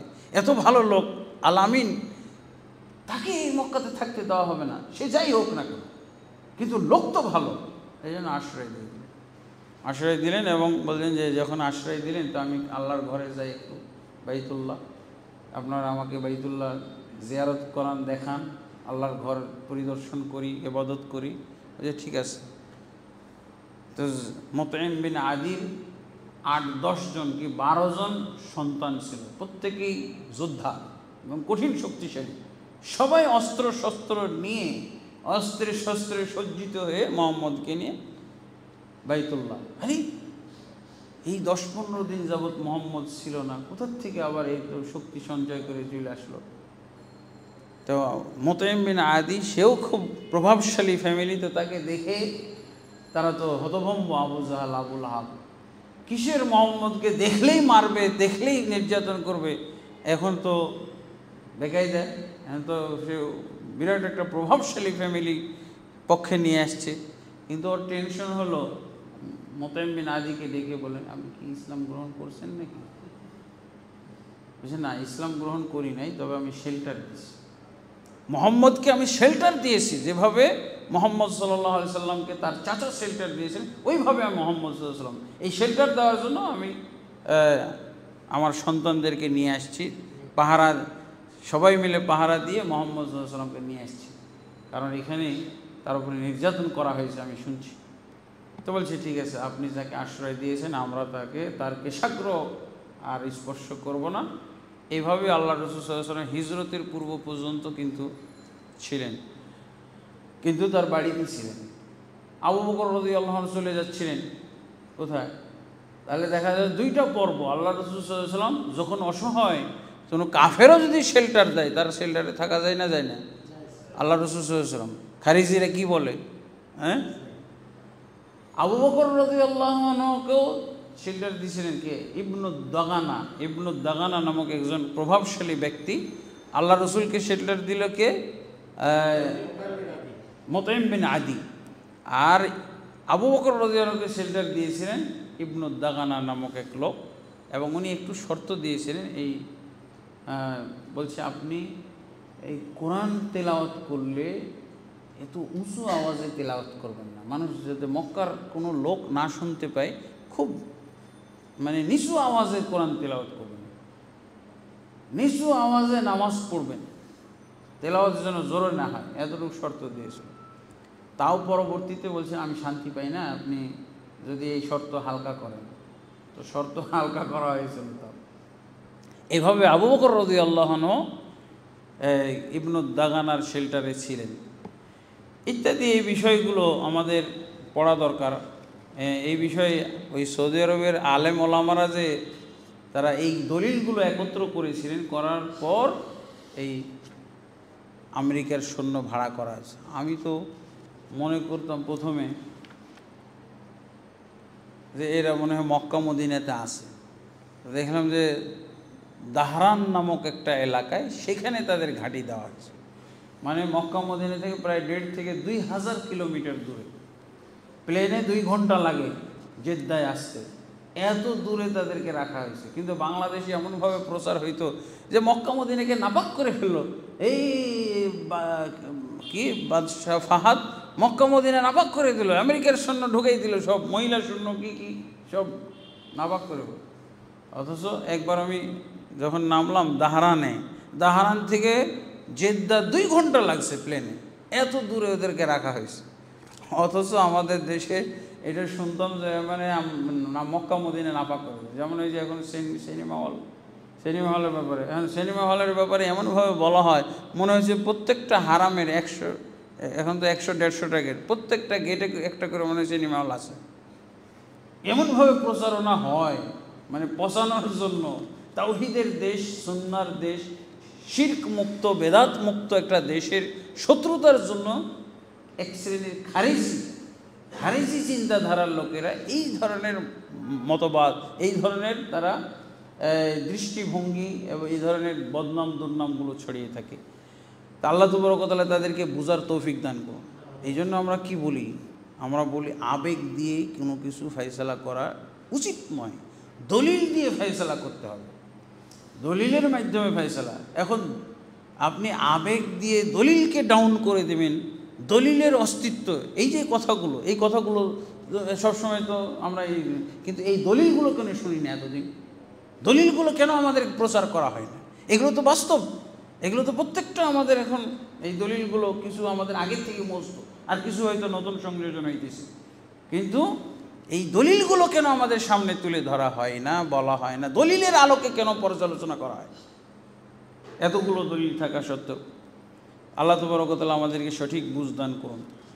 যাই হোক, আল্লাহ রাসূল সাল্লাল্লাহু আলাইহি ওয়াসাল্লাম আব্দুল্লাহ বিন উরাইকেতের নেতৃত্বে যে পৌঁছলেন, মোটামুটি আল্লাহ রাসূল সাল্লাল্লাহু আলাইহি ওয়াসাল্লাম 8 তারিখ রবিউল আউয়াল মাসের 8 তারিখে গিয়ে মদিনায় পৌঁছলেন। কোবা এলাকায় আল্লাহ রাসূল সাল্লাল্লাহু আলাইহি ওয়াসাল্লাম সর্বপ্রথম অবতরণ করলেন বা কোবা এলাকায় স্থান নিলেন। কোবাতে আল্লাহ রাসূল সাল্লাল্লাহু আলাইহি ওয়াসাল্লাম কয়েকদিন থাকলেন, থেকে তারপর আল্লাহ রাসূল সাল্লাল্লাহু আলাইহি ওয়াসাল্লাম মদিনার উদ্দেশ্যে, কোবাতে 3 দিন ছিলেন, এই 3 দিনের মধ্যে একটা মসজিদ নির্মাণ করেছেন। এরপর আল্লাহ রাসূল সাল্লাল্লাহু আলাইহি ওয়াসাল্লাম বৃহস্পতিবারের দিন এই কোবাত থেকে তিনি মদিনায় যাওয়ার জন্য প্রস্তুতি গ্রহণ করলেন। এবং আল্লাহ রাসূল সাল্লাল্লাহু আলাইহি সাল্লাম কোবাত পার হয়ে, কোবা এবং মদিনার মাঝখানে একটা জায়গা আছে, ওই জায়গায় আল্লাহ রাসূল সাল্লাল্লাহু আলাইহি সাল্লাম জুমার সালাত পড়েছিলেন। জুমার সালাত পড়ে তারপরে এখানে কোবাতে 4 দিন ছিলেন। 4 দিন সোমবার পৌঁছলেন। সোমবারের সাথে অনেক জিনিসের সম্পর্ক। আল্লাহ রসুলের জন্ম সোমবার, নবুয়ত প্রাপ্তি সোমবার, আল্লাহ রসুল সাল্লাল্লাহু আলাইহি ওয়াসাল্লাম হিজরত সোমবার, মানে হিজরত করে মদিনায় পৌঁছেন যেদিন সেদিনও ছিল সোমবার। তারপরে বৃহস্পতিবার পর্যন্ত ছিলেন এবং সেখানে এই 3 দিনের মধ্যে আল্লাহ রসুল সাল্লাল্লাহু আলাইহি ওয়াসাল্লাম মসজিদ তৈরি করলেন এবং জুমার দিন ওই এলাকা ছেড়ে, কোবা এলাকা ছেড়ে আল্লাহ রসুল সাল্লাল্লাহু আলাইহি ওয়াসাল্লাম মদিনায় আসার পথে একটি মাঠটা একটা কবিলা বসবাস করত। তারা ছিল বানু সালেম। বানু সালেম গোত্রের আল্লাহ রসুল, তখন তো মদিনায় সবাই ইসলাম গ্রহণ করেছে। আল্লাহ রসুল সাল্লাল্লাহু আলাইহি ওয়াসাল্লাম তো কোবা থেকে মদিনা আসতে আর কতটুকু সময় লাগবে, মাত্র 3-4 কিলোমিটার রাস্তা, অথচ সবাই আপ্যায়ন করতে চায়, সবার আপ্যায়ন গ্রহণ করে আস্তে আস্তে। আর যেহেতু নতুন উনি মদিনায় ঢুকতেছেন, কাজে এই মুসলমানদের ভালোবাসায় উনি সিক্ত হয়ে খুবই আনন্দ অনুভব করতেছিলেন, যার জন্য এত সময় লেগে গেল এই 4 কিলোমিটার রাস্তা। প্রত্যেক ঘরে ঘরে এখন মুসলমান, আল্লাহ রসুল সাল্লাল্লাহু আলাইহি ওয়াসাল্লামকে দেখে সবাই আপ্যায়ন করতে চায়। যাই হোক, দেখা গেল জুমার টাইম হয়ে গেল কোথায় এসে, এই যে বানু সালেম গোত্রের মধ্যে, এখানেই আল্লাহ রসুল সাল্লাল্লাহু আলাইহি ওয়াসাল্লাম জুমা পড়েছিলেন, প্রথম জুমা। এই জন্য এই মসজিদ, এখানে জমা পড়ার কারণে ওখানে আবার একটা মসজিদ হয়েছে, মসজিদটার নাম রাখা হয়েছে মসজিদুল জুমা। আর বতনুল ওয়াদি নামক একটা মাঠের উপত্যকায় এই মসজিদটা হয়েছিল। এখন তো একেবারে শহর, মদিনা শহরের অন্তর্ভুক্ত। এবং প্রথম দিন আল্লাহ রসুল সাল্লাল্লাহু আলাইহি ওয়াসাল্লামের এই মসজিদেই 100 জন মতো মুসল্লি জুমার সালাত পড়েছিল। এরপরে আল্লাহ রসুল সাল্লাল্লাহু আলাইহি ওয়াসাল্লাম মদিনায় আসলেন। মদিনায় এসে আল্লাহ রসুল সাল্লাল্লাহু আলাইহি ওয়াসাল্লাম যেই জায়গায় তিনি মসজিদে নববী করেছেন, এই জায়গাটা ছিল আল্লাহ রসুল সাল্লাল্লাহু আলাইহি ওয়াসাল্লামের নানা মামাদের এলাকা। আল্লাহ রসুল সাল্লাল্লাহু আলাইহি ওয়াসাল্লামের মায়ের সাথে কিন্তু নানার বাড়ি বেড়াতে এসেই কিন্তু যাওয়ার পথে মা ইন্তেকাল করেছিলেন। বানুন নাজ্জার, এদেরকে বলা হয় বানুন নাজ্জার। এই বানুন নাজ্জার গোত্রের মধ্যে আল্লাহ রসুল সাল্লাল্লাহু আলাইহি ওয়াসাল্লাম আকর্ষণটাও ছিল এরকম যে বানুন নাজ্জার গোত্রের মধ্যে তার মায়ের গোষ্ঠী, মায়ের বংশ যেখানে আছে, এখানেই ওনার একটা আকর্ষণ ছিল ব্যক্তিগত, কিন্তু তিনি সেই আকর্ষণটাও প্রকাশ করেনি। অনেকেই মানে যেমন আমাদের দেশে ডাকে না পণ্য বিক্রয়ের জন্য, দেওয়ার জন্য, তা আল্লাহ রসুল সাল্লাল্লাহু আলাইহি ওয়াসাল্লামকে আপ্যায়নের জন্য, বাড়িতে একটু নেওয়ার জন্যে কত মানুষ যে ডাকতেছিল, তাদের ডাকার ভাষাগুলো যেমন হালুম্মা ইলাল আদাদি ওয়াল উদ্দাতি ওয়াস সিলাহি ওয়াল মানআতি, ইয়া রাসূলুল্লাহ আমার বাড়িতে আসেন, আপনি এখানে বহু সংখ্যক আপনার বাহিনী পাবেন, আপনি আমাদের যথেষ্ট মানে অস্ত্রশস্ত্রের আপনাকে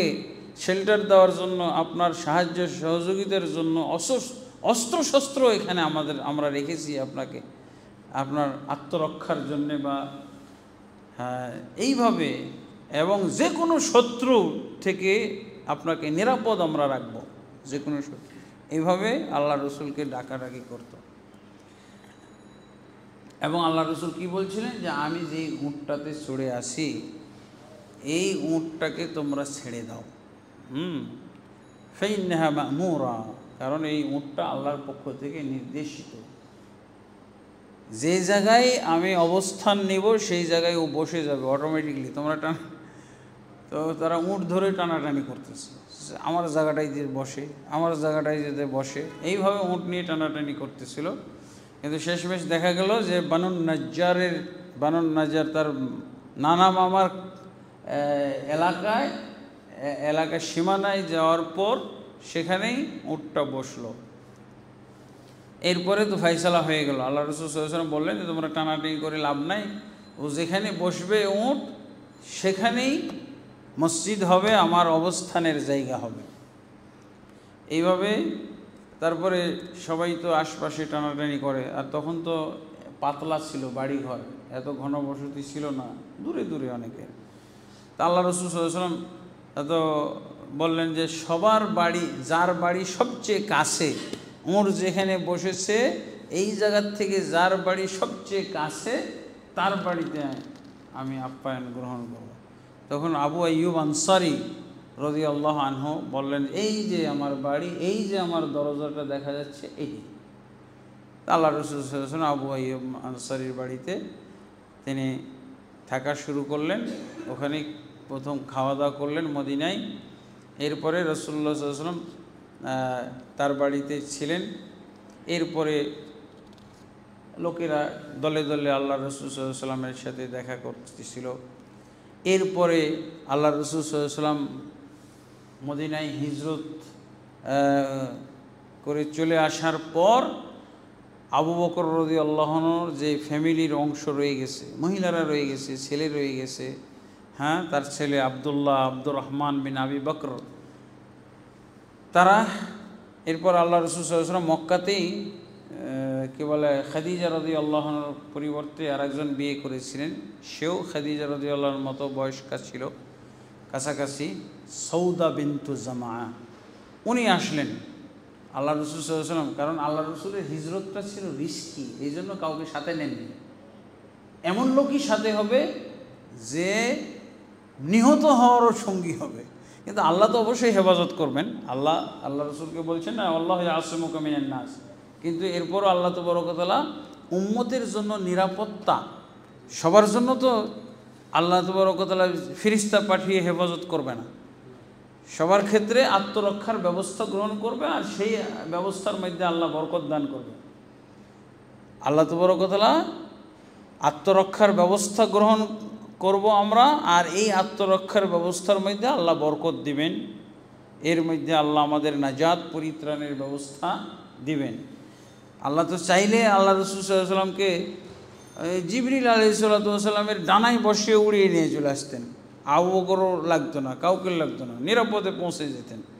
কিন্তু তার উম্মতকে যে রিস্কের মধ্যে পড়তে হবে, কত বিপদ আপদের মধ্যে পড়তে হবে, এর জন্য তো রাসূল সাল্লাল্লাহু আলাইহি ওয়াসাল্লামের চরিত্র তাদের কাছে থাকবে না, রাসূল সাল্লাল্লাহু আলাইহি ওয়াসাল্লামের আদর্শটা থাকবে না। সবার জন্যই তো আল্লাহ ফেরেশতা নিয়োগ করবে না মুসলমানের জন্য। হ্যাঁ, প্রত্যেককেই জীবন যুদ্ধ করতে হবে, মোকাবেলা করতে হবে, শত্রুর মোকাবেলা করতে হবে, যার জন্য আল্লাহ রাসূল সাল্লাল্লাহু আলাইহি ওয়াসাল্লামকে আল্লাহ তাবারক ওয়া তাআলা এত ব্যবস্থার ভিতর দিয়ে, এত রিস্কের ভিতর দিয়ে, এত ঝুঁকি এবং এত হুমকি ভিতর দিয়ে আসতে হয়েছে, কারণ উম্মতকে এগুলো সব কিছুর মোকাবেলা করতে হবে শিক্ষা দেওয়ার জন্য। আর রাসূল সাল্লাল্লাহু আলাইহি ওয়াসাল্লামকে তো আল্লাহ বলেই রেখেছেন, আল্লাহু ইয়াসিমুকা মিনান নাস, হে রাসূল আপনি প্রচার করুন আল্লাহর পক্ষ থেকে যা কিছু নাজিল করা হয়েছে। যদি আপনি কিছু বাকি রেখে দেন, যদি তা না করেন, কিছু বাকি রাখেন, তাহলে আল্লাহর রিসালাতের প্রচারকারী আপনি না। আর কি বলছেন, আল্লাহু ইয়াসিমুকা মিনান নাস, এই আয়াতের শেষে আপনি তাবলীগ করতে থাকেন, দাওয়াত দিতে থাকেন, আল্লাহ আপনাকে মানুষের অনিষ্ট থেকে রক্ষা করবেন, এই তো আল্লাহ বলেই রেখেছেন। অথচ আল্লাহ রাসূল সাল্লাল্লাহু আলাইহি ওয়াসাল্লাম জানের ভয়ে কীভাবে গুহায় লুকাইলেন, আবার আসলেন, আবার কত ঘটনা ঘটলো, এগুলো সব উম্মতের জন্য নজির, উম্মতের জন্য এগুলো আদর্শ। আমরা তো এই জন্যই তো ইতিহাস গ্রন্থ পড়তেছি, রাসূলুল্লাহ সাল্লাল্লাহু আলাইহি ওয়াসাল্লামের সিরা পড়তেছি, কারণ আমাদের জীবনে এরকম ঘটতে পারে, ঘটেছে, ঘটবে, এরকম হবেই। তারপরে আল্লাহ রাসূল সাল্লাল্লাহু আলাইহি ওয়াসাল্লামের পরে কারা আসলো? সর্বপ্রথম আসলেন সৌদা বিনতু জামা, আল্লাহ রাসূলের দ্বিতীয় স্ত্রী। এরপরে কে আসলো? আল্লাহ রাসূল সাল্লাল্লাহু আলাইহি ওয়াসাল্লামের দুই কন্যা ফাতেমা এবং উম্মু কালসুম। এরপরে আসলো উসামা বিন যায়েদ, উম্মু আইমান, আল্লাহ রাসূল সাল্লাল্লাহু আলাইহি ওয়াসাল্লামের দুধমা একজন, ও খারাজা মাআহুম আব্দুল্লাহ, এবং এদের সবাইকে নিয়ে আসলেন কে? আব্দুল্লাহ ইবনে আবি বকর। অমিনহু আয়েশা, এদের সাথে আয়েশাও ছিলেন। কিন্তু আল্লাহ রসুলের যে আর এক মেয়ে জাইনাবকে আসতে দেয় নাই। এটা আবু লাহাবের ছেলে আবুল আসের কাছে বিয়ে হয়েছিল, তারা জাইনাবকে আসতে দেয় নাই, জাইনাবকে আটকায় রাখছিল। তারা হিজরত করে অনুমোদন দেয় নাই, আসতে দেয় নাই, আটকায় রাখছিল।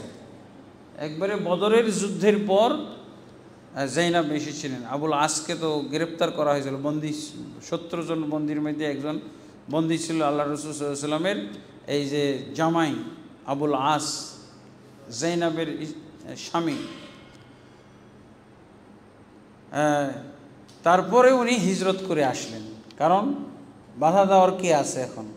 তারপরে এসে আবার দেখা গেল যে উনি আবার এই হার দিয়ে, তার নিজের হার দিয়ে স্বামীকে মুক্ত করার জন্য হার দিয়েছিলেন। যাই হোক, এরপরে আলী রাদিয়াল্লাহু আনহু 3 দিন পর তিনিও আসলেন। 3 দিনে আল্লাহ রসুল সাল্লাল্লাহু আলাইহি ওয়াসাল্লাম এই চলে যাওয়ার পর 3 দিনের মধ্যে উনি সমস্ত আল্লাহ রসুল সাল্লাল্লাহু আলাইহি ওয়াসাল্লামের যে দেনা বা আমানত ছিল, সব আমানতগুলো মানুষের কাছে পৌঁছায় দেওয়ার পর উনিও চলে এসেছিলেন। চলে আসার পর এখানে মক্কায় মদিনাতে মোটামুটি আল্লাহ রসুল সাল্লাল্লাহু আলাইহি ওয়াসাল্লামের সব আত্মীয় স্বজন এসে গেল, এবং যারা মুসলিম ছিলেন মক্কাতে তাদেরও আত্মীয় স্বজন পর্যায়ক্রমে সব আসা শুরু হলো। তারপরও অনেকেই নতুন নতুন আরও মুসলমান হচ্ছিল, তারা মক্কাতেও মুসলমান হয়েছে। এরপরে হিজরত চলতে থেকেছে। কিন্তু মদিনায় আসার পর অনেকের পরিবেশ কি, যে মদিনায় হিজরত হওয়ার পরে কিন্তু নাম রাখা হয়েছিল মদিনা। যখন যেদিন আল্লাহ রসুল সাল্লাল্লাহু আলাইহি ওয়াসাল্লাম মদিনায় ঢুকলেন, মদিনায় প্রবেশ করলেন, কোবা পার হয়ে বানু সালেম গোত্র থেকে বিদায় হয়ে মদিনায় আসলেন, সেদিনই আল্লাহ রসুল সাল্লাল্লাহু আলাইহি ওয়াসাল্লাম মদিনায় ঢুকে শহরের নাম পরিবর্তন করেছিলেন। আগে ছিল ইয়াসরিব, এরপরে নাম রাখলেন আল্লাহ রসুল সাল্লাল্লাহু আলাইহি ওয়াসাল্লাম আল মদিনা, মদিনা মুনাওয়ারা বা মদিনা নববিয়া।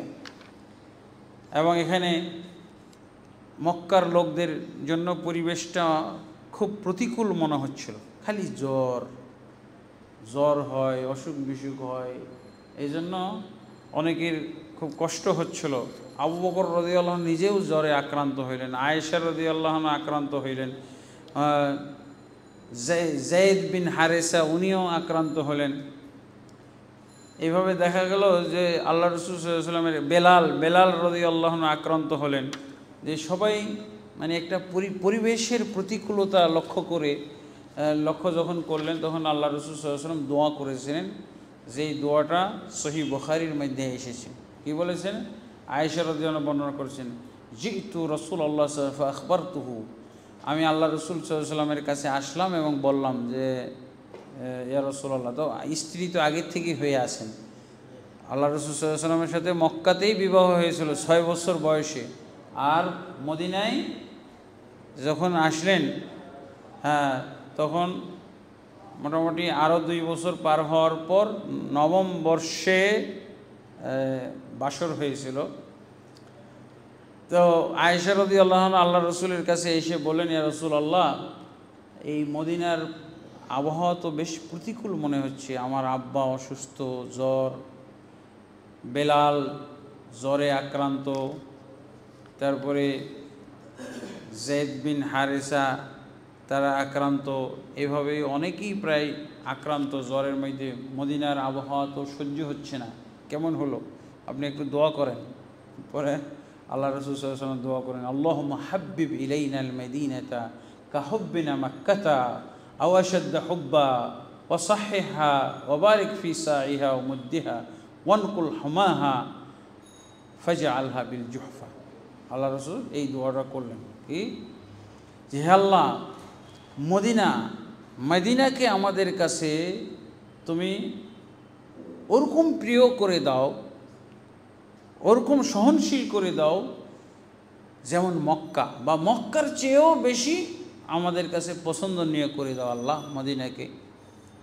ওয়াসাহহা, এবং মদিনার আবহাওয়াকে তুমি সুস্থ করে দাও, সঠিক করে দাও, ঠিকঠাক করে দাও আল্লাহ। ওয়া বারিক ফি সাইহা, এবং এর এর সার মধ্যে বরকত দাও, এর মধ্যের মধ্যে মাপের পাত্র সা বলা হয়। আমাদের দেশে তো সা বলতে আমরা টাকা বুঝি, আর সা বলতে আসলে পাত্র। আমাদের গ্রাম অঞ্চলে এখনও কিন্তু পাত্র দিয়ে মাপে, চাউল মাপে, হ্যাঁ, ভাত রান্নার চাউলটা পাত্র দিয়ে মাপে। এই পাত্রের নাম হলো সা। পাল্লা পাথর কম ছিল, পাত্রের মাপটা বেশি ছিল। এই জন্য জাকাতের ক্ষেত্রে, পণ্যের জাকাত, শস্যের জাকাতের ক্ষেত্রে দেখবেন খালি সা আর সা, মাপ খুঁজেই পাবেন না, কোনো হাদিসে মাপ নাই। কি পাবেন? সা পাবেন, মুদ পাবেন।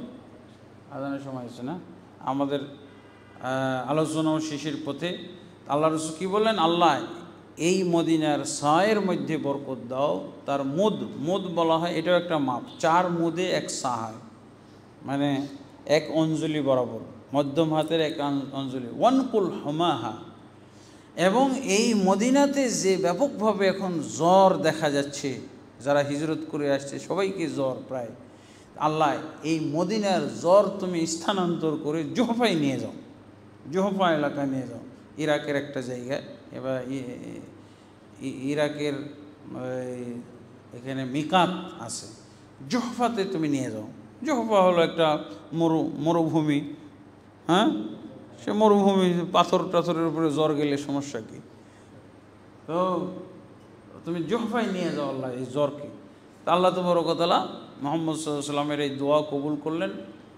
আবহাওয়া এবং পরিবেশ পরিস্থিতি সব অনুকূল হয়ে গেল এবং সবাই শান্তিমতো বসবাস করা শুরু করলো। আলহামদুলিল্লাহ। এখান থেকেই আমরা সংক্ষিপ্তভাবে আল্লাহ রাসূল সাল্লাল্লাহু আলাইহি ওয়াসাল্লামের মক্কা টু মদিনা হিজরতের ঘটনা সমাপ্ত করলাম। ইনশাআল্লাহ পরবর্তী পর্বে মদিনার জীবনযাপন সম্পর্কে, মদিনার দাওয়াত সম্পর্কে, মদিনায় আল্লাহ রাসূল সাল্লাল্লাহু আলাইহি ওয়াসাল্লাম কীভাবে সমাজ কায়েম করলেন, রাষ্ট্র কায়েম করলেন, রাজধানী কীভাবে গোছাইলেন, এই বিষয়গুলো আমরা পর্যায়ক্রমে জানবো আল্লাহ তাবারকাতাআলা সেই পর্যন্ত। এবং যতদিন আল্লাহ আমাদেরকে হায়াত দিয়েছে ততদিন পর্যন্ত আমরা সুস্থ থাকি। আল্লাহুম্মা আমিন। আস্তাগফিরুল্লাহ লি ওয়া লাকুম ওয়া লিসাইরিল মুসলিমিন ফাস্তাগফিরুহু ইন্নাহু হুয়াল গফুরুর রহিম।